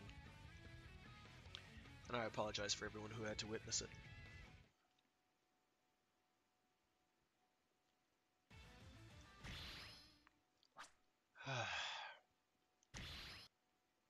So we'll try a normal difficulty one and see if maybe I can be less bad this time.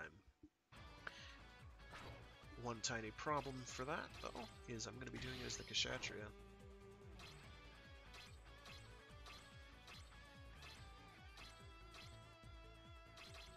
And the Kshatriya is kind of different. It's also huge and easy to hit. But it is very strong. Unfortunately, these are two enemies that capitalize against it. Cool gimmick, if you face to the rear, it shoots 2 fat shots. Oh my God, please stop.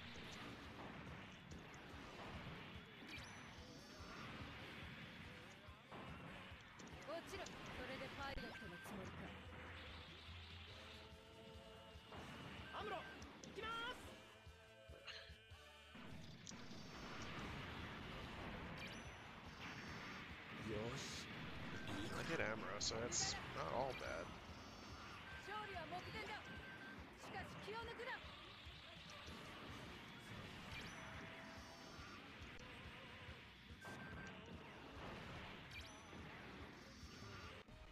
It's a really good Garobe because it turns pretty quickly and it lasts a while and it charges up very quickly. Kshatriya is pretty rad. She has a great get out of my general vicinity. I'm just going to switch between them because I don't care. We'll go alpha, beta, alpha, beta. And of course it's an Exia. Watch, this will be the time I die first. I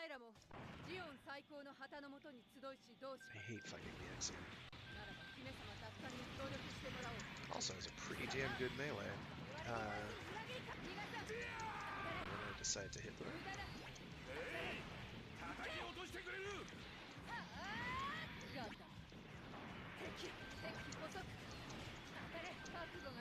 So, all of my attention should be focused on the Exia right now.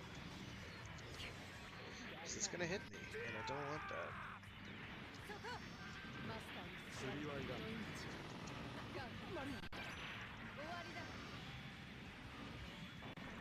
There's an Exia nearby, I can smell it. Oh no, it's the Virtue. It's not as bad.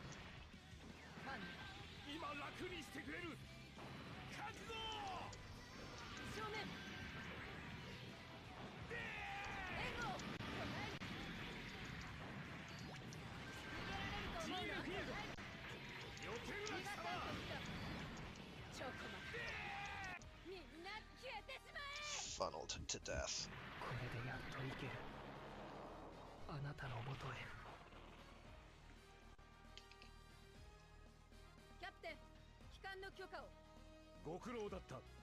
She's Puru 12, I think. I've tried to forget more about Unicorn because I was not too pleased with its ending. It seemed like an unnecessary sequence of events.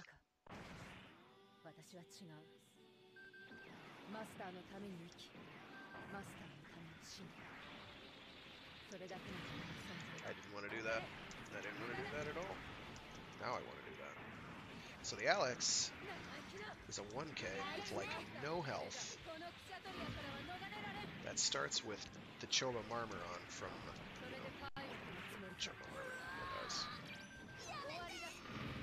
Yamete, indeed. And this just makes melee attacks bounce off it. So knocking that down first is generally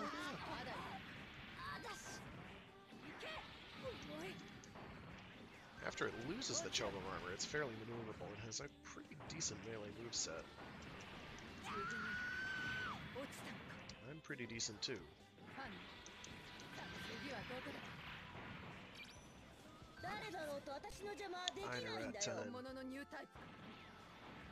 I do, yeah, I do wish the God Arlotan were in this title, because it is in a lot of the later Fraggoths. All that has. Getagina Luz needs more representation, in my opinion.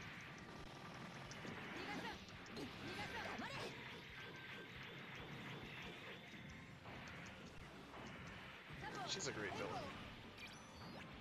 If a completely nutty one.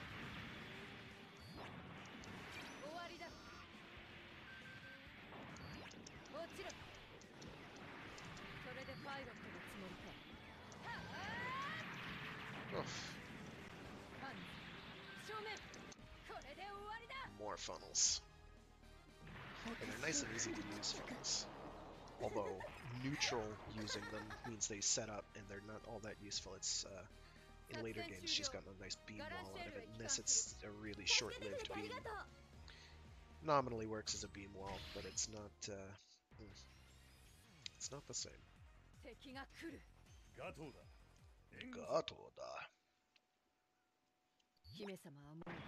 There will be much Gato this day.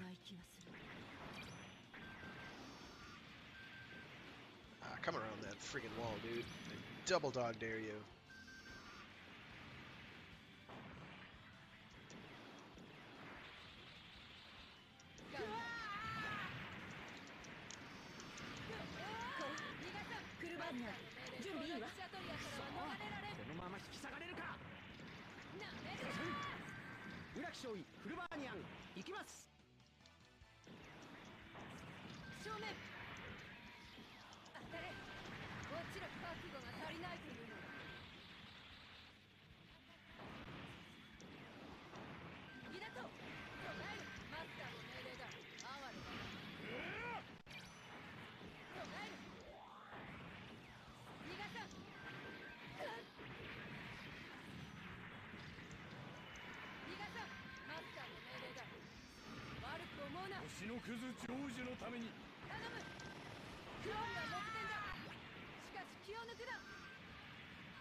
Oops. They last a little while, but they're not all that great. Oh, that was ill-advised. Good boy, indeed. Killed by an assist. Always good. Yeah, this is much easier, as you've noticed. This too shall pass. Things get tricky. Things get tricky.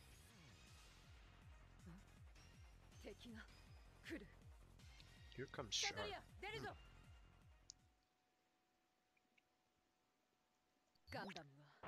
This will be cute. I'm not,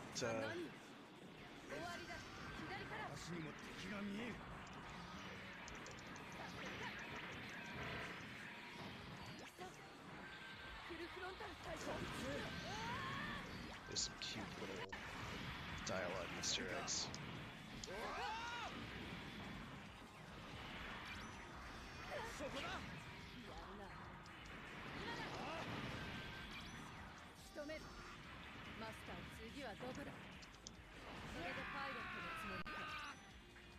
Come on down, German ninjas. Go home.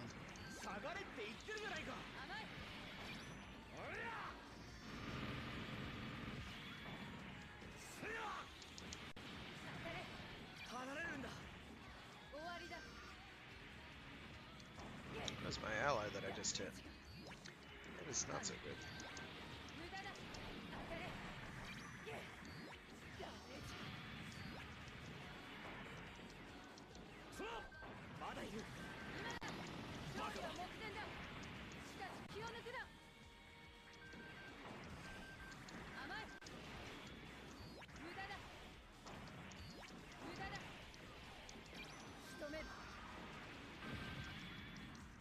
Double oof.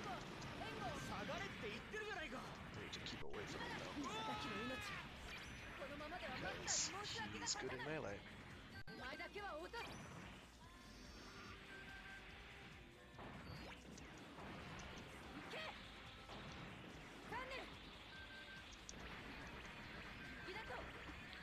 As you can see. But I can grab a rope. Queen of the bad touch.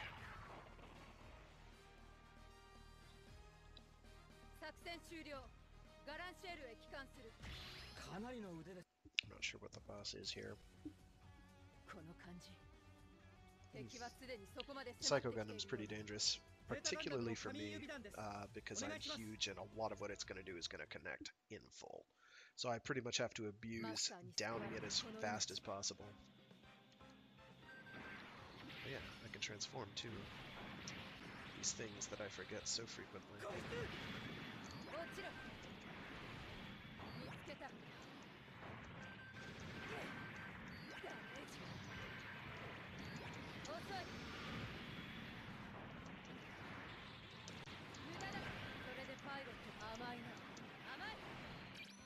So what that's gonna, the form that that's gonna take is I'm gonna pray that it appears away from me, and then I'm just gonna use Garobis on it till it shuts down. And then just hide, charge up, deploy Garobi, and pray. Dodge wherever possible.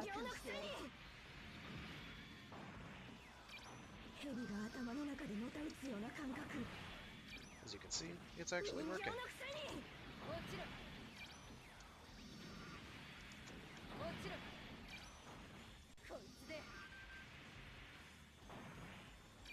It's about to give me a hug, by the way.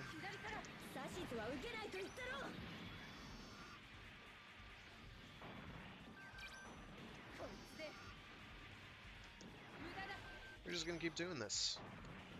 I'm not gonna play the same game. Oh no! Very much what I didn't want it to do.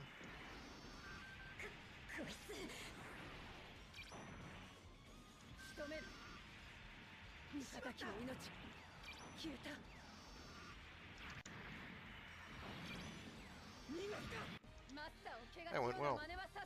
That went very well. He was very cheap and cheesy, and for that I apologize. Sorry, not sorry. It's the name of that game, I'll tell you. Sorry, not sorry. That thing is vicious if you let it anywhere near you. I stayed in Greenlock and I just pelted it. Here we go. Now we can make something happen.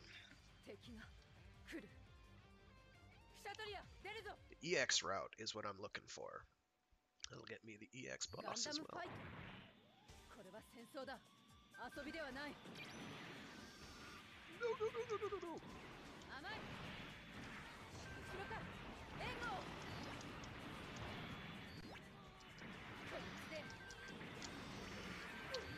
No. That wasn't good.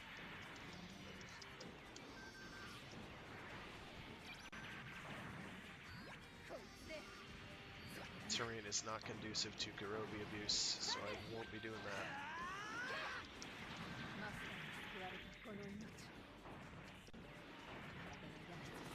But he's a big target, so...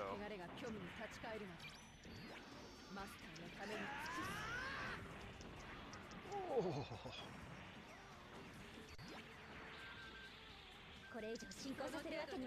Nice! I honestly didn't think that was going to connect.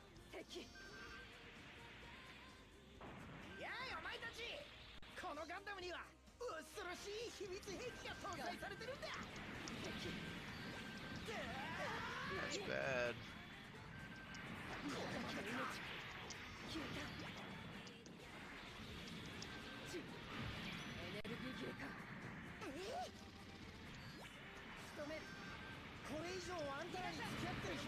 That's really bad. So we'll see.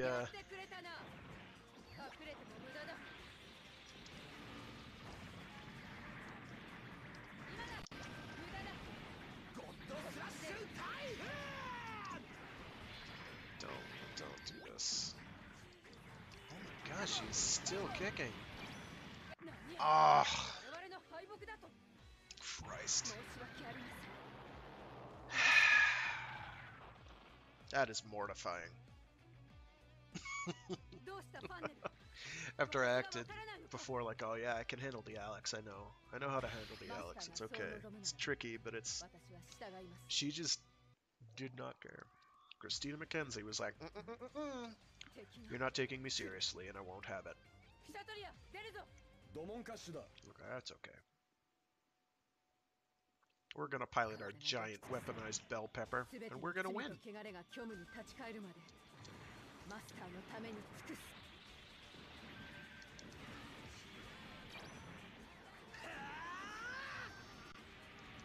Okay.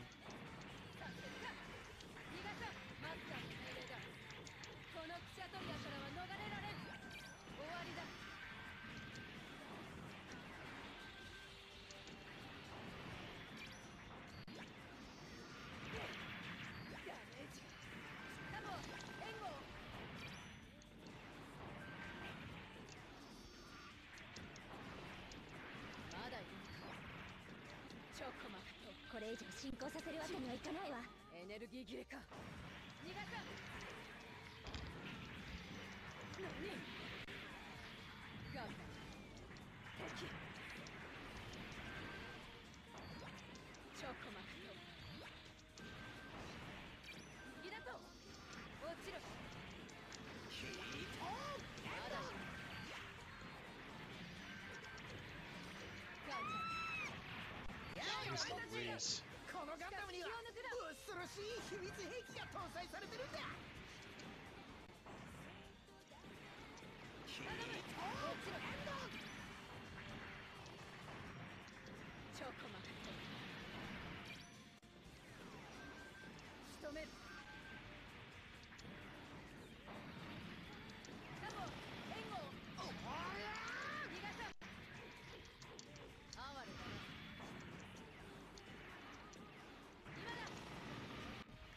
Got him. Let's see if it'll let me continue on the EX route. I'm going to be pretty pissed if it doesn't. I don't remember now. If it does, I don't think it will. We'll find out. Yeah, it didn't. Gosh, darn it. That is infuriating. Because that's not even that hard. Two GPO2s should have basically gotten in each other's way. Mirror matches, or usually you want to be filling out respective roles, if you will.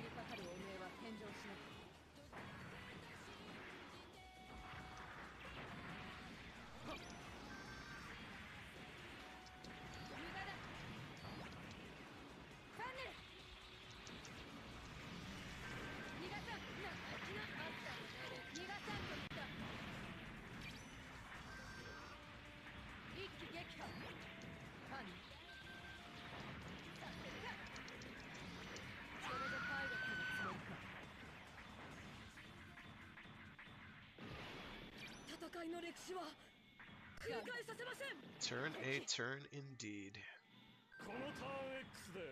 Oh, and his brother. Great. Not quite what I was hoping for. This is okay.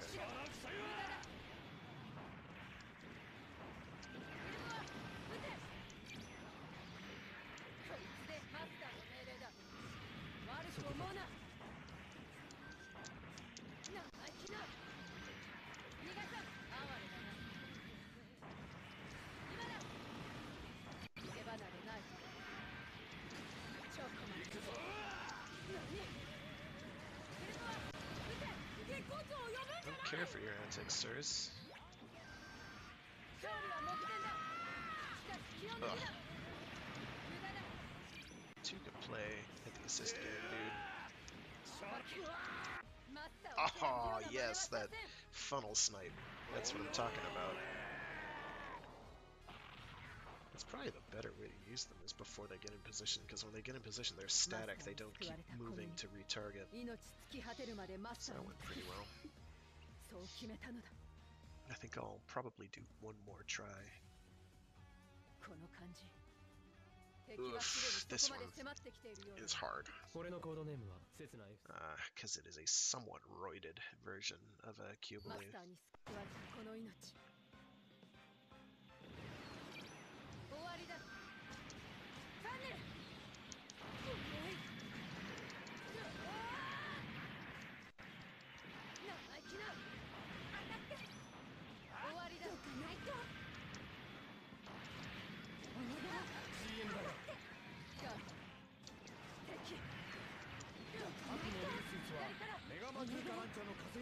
Oh, luckiest dodge in the world.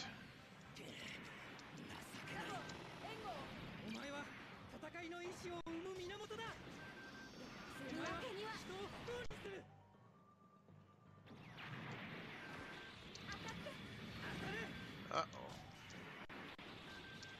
Play my life out here. Yeah, there we go. And now it's got a biosensor activated, which means it's going to do that. Which is less than ideal.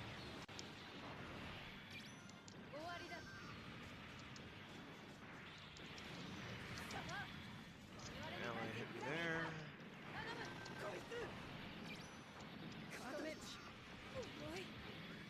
Zeta's very good.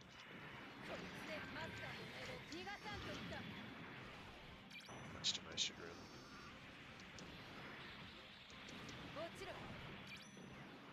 This is not the end.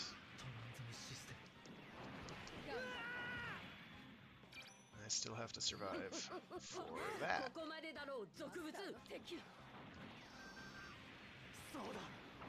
Fortunately, I hit her good.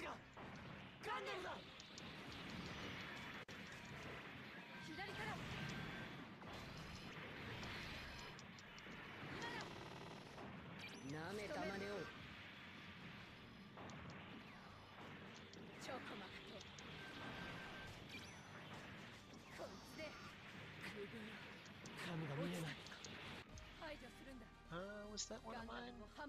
I guess so. That's okay. Unfortunately, it does mean we still aren't going to face the true final boss. I did okay, though. I did okay.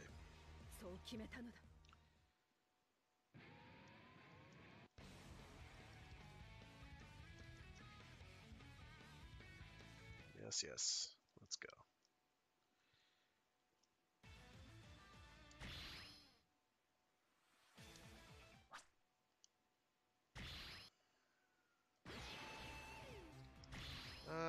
Yeah, why not? One more try. One more try. Which keeps showing that as new, but we're not gonna think about it or worry about it.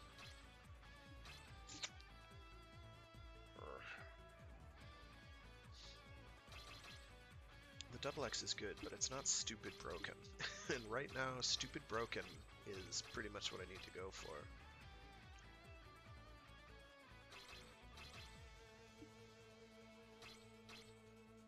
I'm not gonna do it with a Kshatriya again, though. As much as I might like to. Double Zeta then, maybe. Double Zeta is not super broken, but it's good. Things are going to be a bit trickier because I don't have gnarly funnels. Oh, the Zeta's at 2k. Okay. We'll do the same thing, but we'll do it going B-A-B-A. That way, we're at least not seeing the exact same thing over and over. That's something, right? Yeah! Yeah! The main reason I sound super frustrated is because I'm really frustrated with myself, because I know I'm better than this.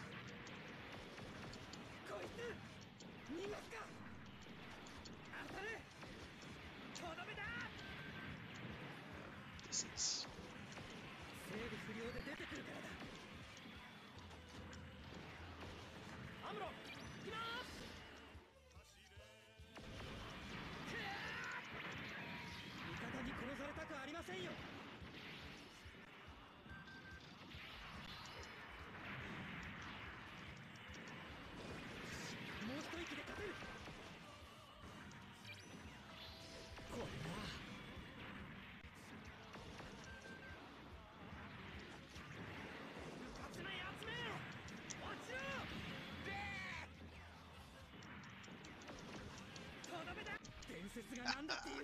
There we go.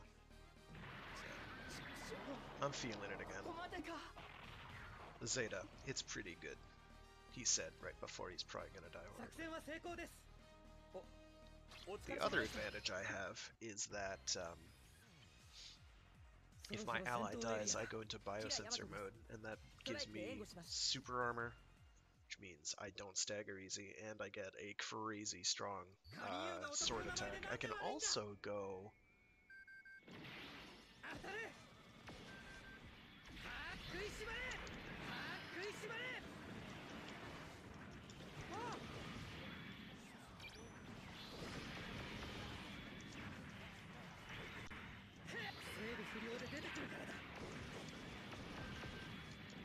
do a few other cute things. I think I can do the Wave Rider crash as well.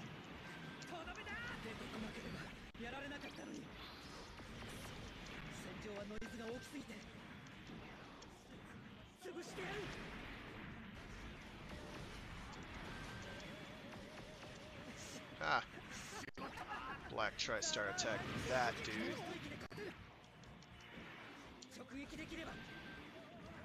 The Victory 1 is another good contender. Victory 1 is really tight. I'm very fond.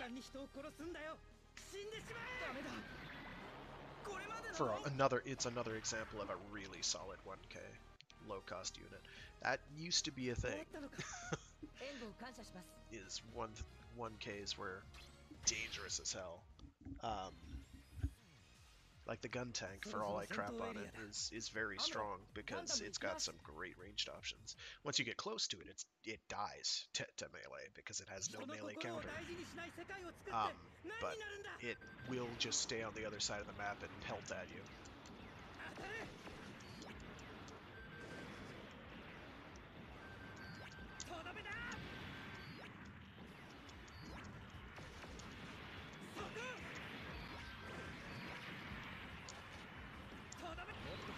One of the things that the Zeta has going for it is it's got a great... It can just... It has pretty quick reloads on its various weapons. It has a manual reload, which is very good. And it can pretty much just chain weapons very handily, as you can see.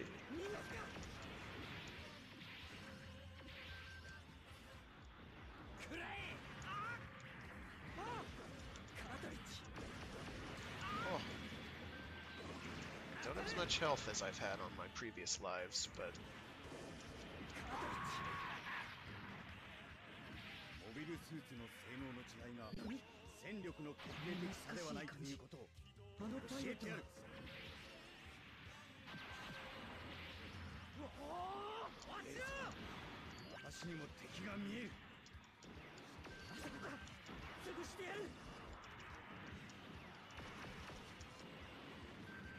And it is a triple shot beam rifle, which means it doesn't do as much damage per shot, but you're putting out 3 of them. And you have 2 sets of 3, and you manually reload, which is a lot faster than charging up. Waiting for it to charge, so it's pretty good. We're gonna keep going. The Psycho Gundam fight is going to be tricky because I don't have as many easy options for that.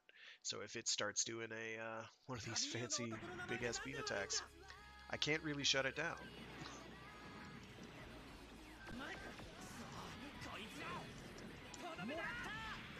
Which is a disadvantage.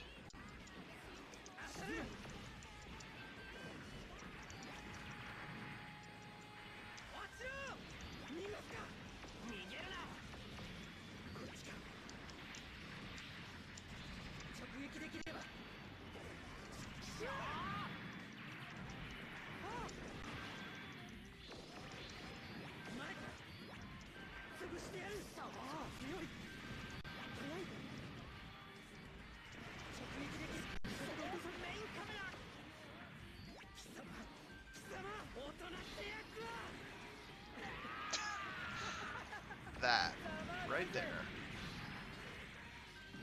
is what I'm talking about. And you get 2 of those, by the way. It's kind of good.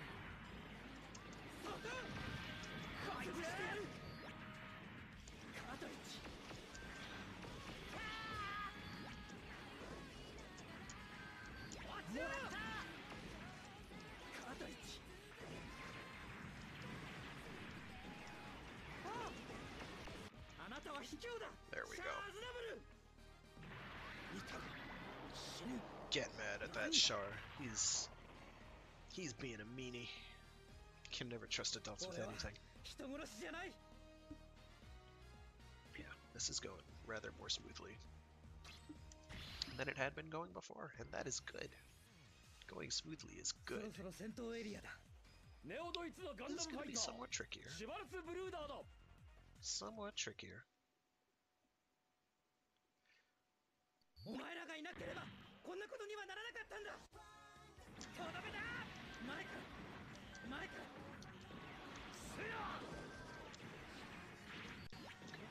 Dude.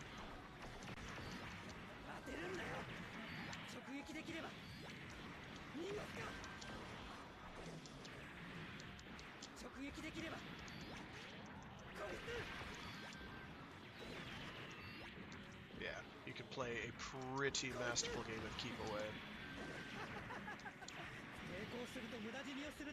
As our friend Camille.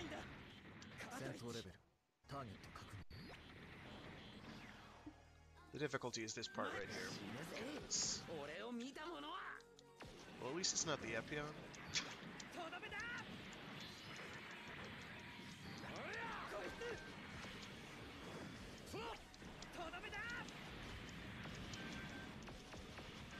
Oof. Saw that. Should have seen that coming.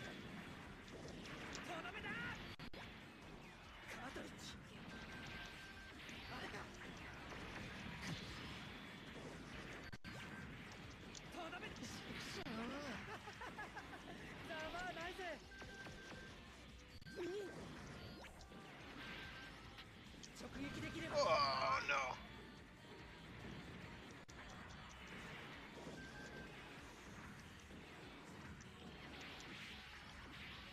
Huh. There we go. I don't know why it wasn't doing it before. That's what was confusing me. Yeah, you can use that as a really nice quick evade. It's very strong. Because you go vertical, and a lot of stuff kind of gets wonked off by verticality. As long as you follow that by like a step, you're pretty hard to hit. Okay, now for the tricky part. If we can get through this without dying, we're fine.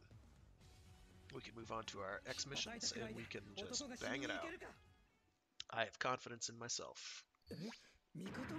Oh, and it's double. Double Mono Zeta. That's good.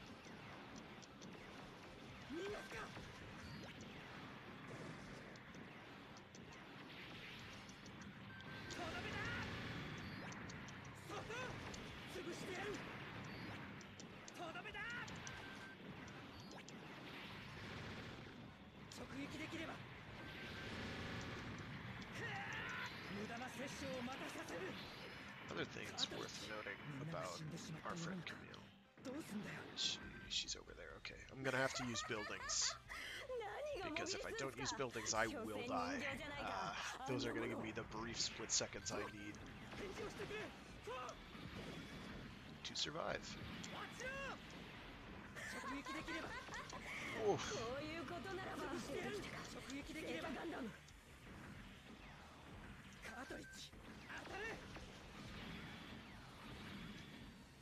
So we're just gonna keep doing that. Fortunately, my ally putting in work.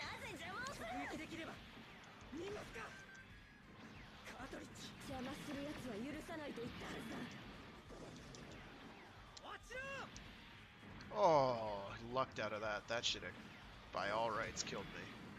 I'm not dead yet.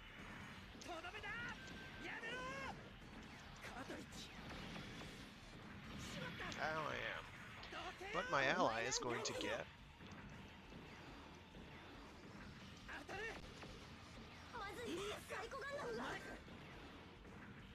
the biosensor attack, which is good.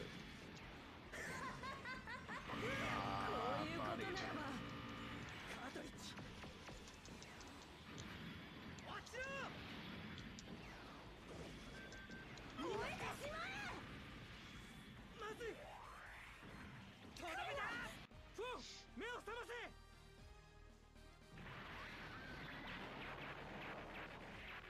Goodbye, 4.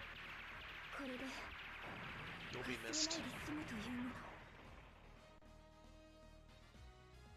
I could have probably gone with a biosensor sword attack, but I wasn't going to risk it, because it can... I mean, what are the disadvantages of having super armor or hyper armor?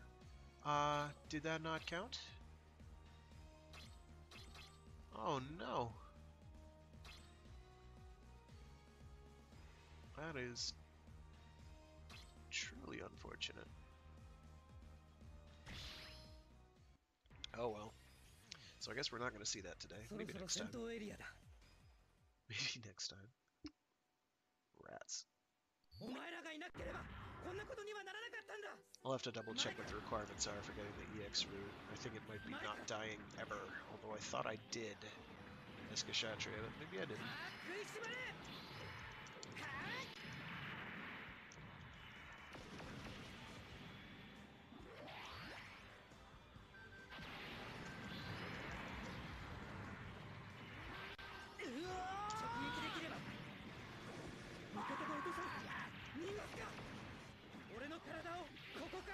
There we go. You can do the Wave Rider crash, and it's easy.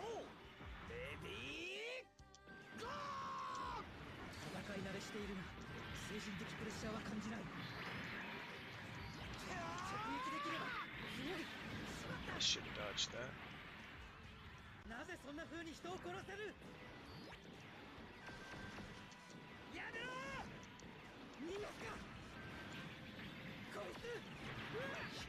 Oh no.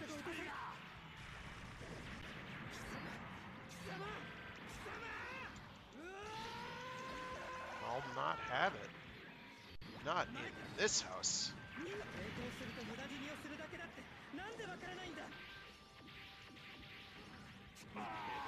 Come on.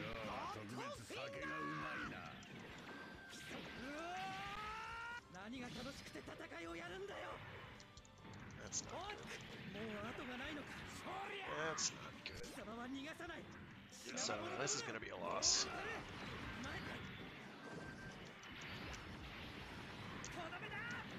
For some reason, I can't. I don't know why. I think my buttons might be dying.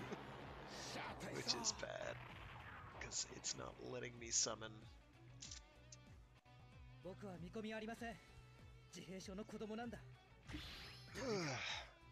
Yeah, I'm pretty bad. As people have noticed, I'm not very good.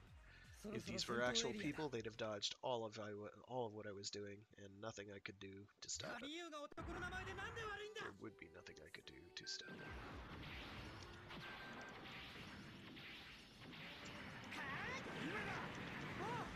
There we go. I don't know why it wasn't working.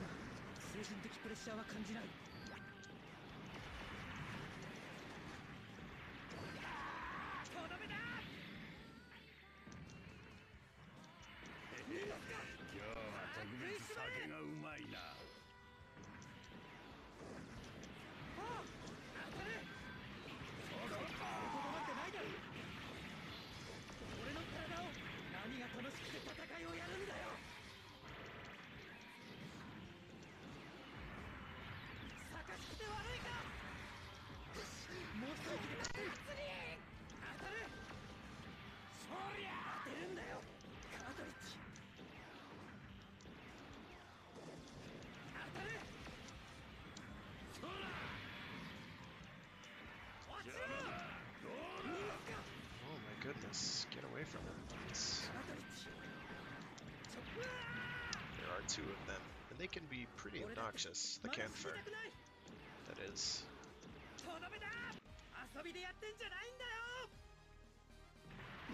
He's a 1K, and he's kind of an iffy 1K, because he's got only physical weapons, and the ones he has are kind of awkward to use, but he's pretty fun. Fun but impractical.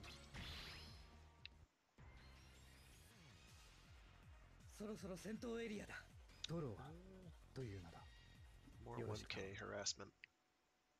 Ah well. Such is life. I really hope that YouTube and Twitch don't get upset about the music, because I cannot in fact turn it down without removing...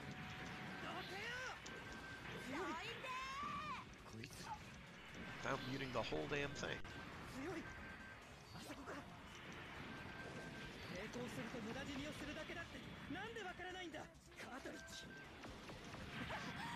That was easily avoidable. I'm just making silly mistakes.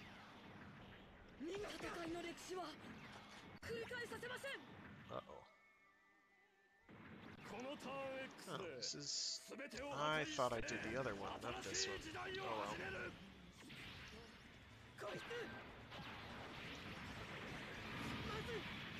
So, the turn A and turn X, respectively, have a lot going for them. They've got big health. They've got a lot of abilities that are quite tricky to deal with.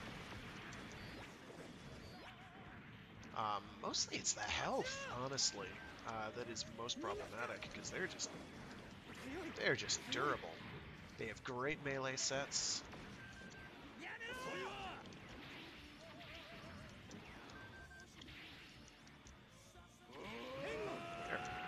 For some reason, it's not prioritizing controls, which I've run into before, but I'm not sure what's causing it.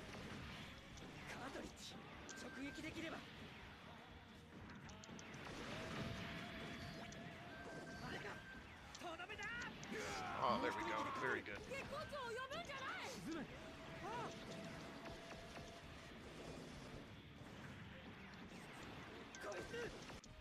Oh, and that's how that's meant to be done. That was much better. The Zeta has an okay melee moveset because it's got wide range. There's a way I know to do a saber toss where I throw my bayonet id. Because the Zeta's beam rifle has like a beam bayonet thing. Sort of. Sort of. It's complicated. But you can throw it, you can do it as a quick little toss, so you basically never run out of projectiles to go around. But for some reason, I'm drawing a blank as to how to do that.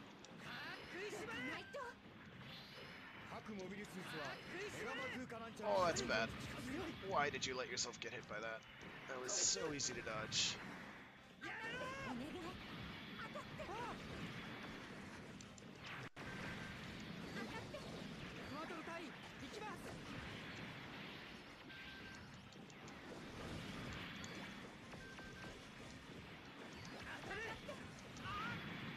This is not going very well, is it?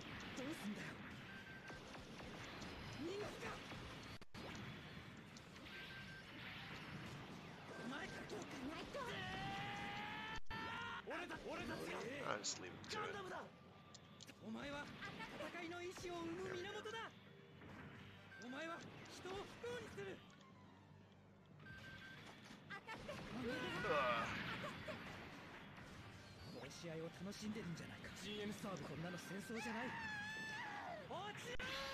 That's very, very bad.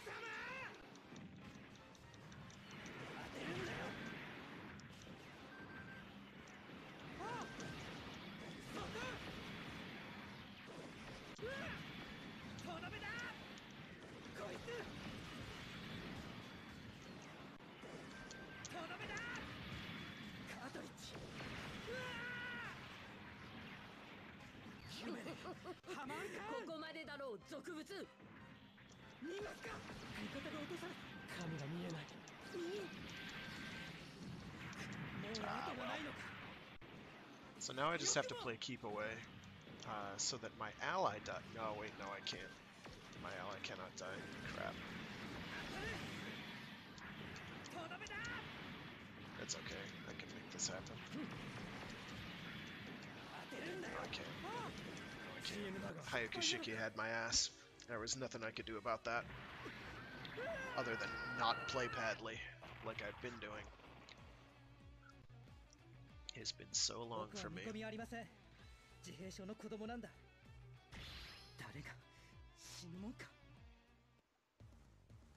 I used to be able to get to the...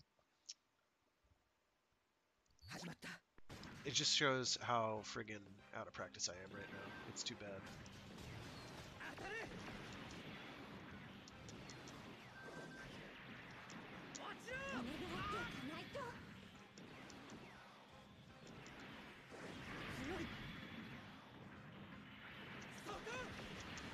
Usually a good idea to stay this close to the Hayakushiki, but I'm trying to pressure him.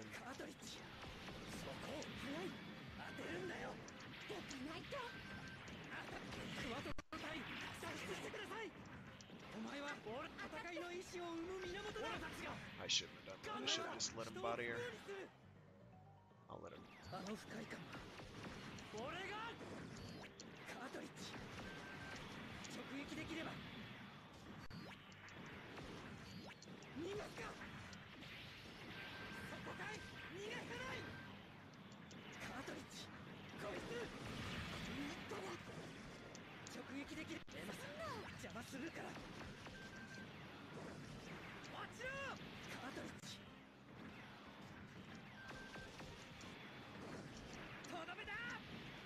Me hitting my ally is generally regarded as not being smart.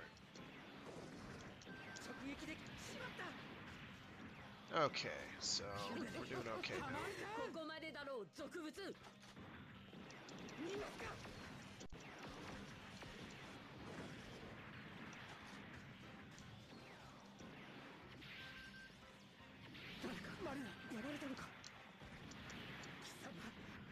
Let's see. No.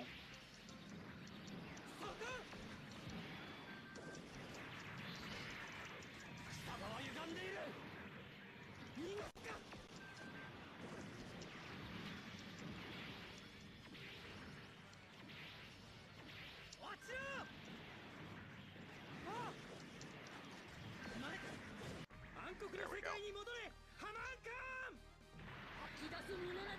I should have rushed in when I had the biosensor, or at least not missed when I tried the Wave Rider crash, but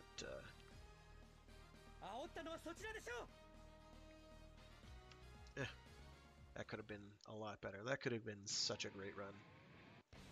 I'm not totally sure why it didn't give it to me. I think it's just because I had died and it doesn't want you to do that. So yeah, that is Gundam vs. Gundam Next Plus. I will probably show this one again, because I just have so much fun playing it. Yeah, thanks for watching. See you guys next week, or later on in the week if you plan on watching my Warframe Wednesday, or Freeform Friday.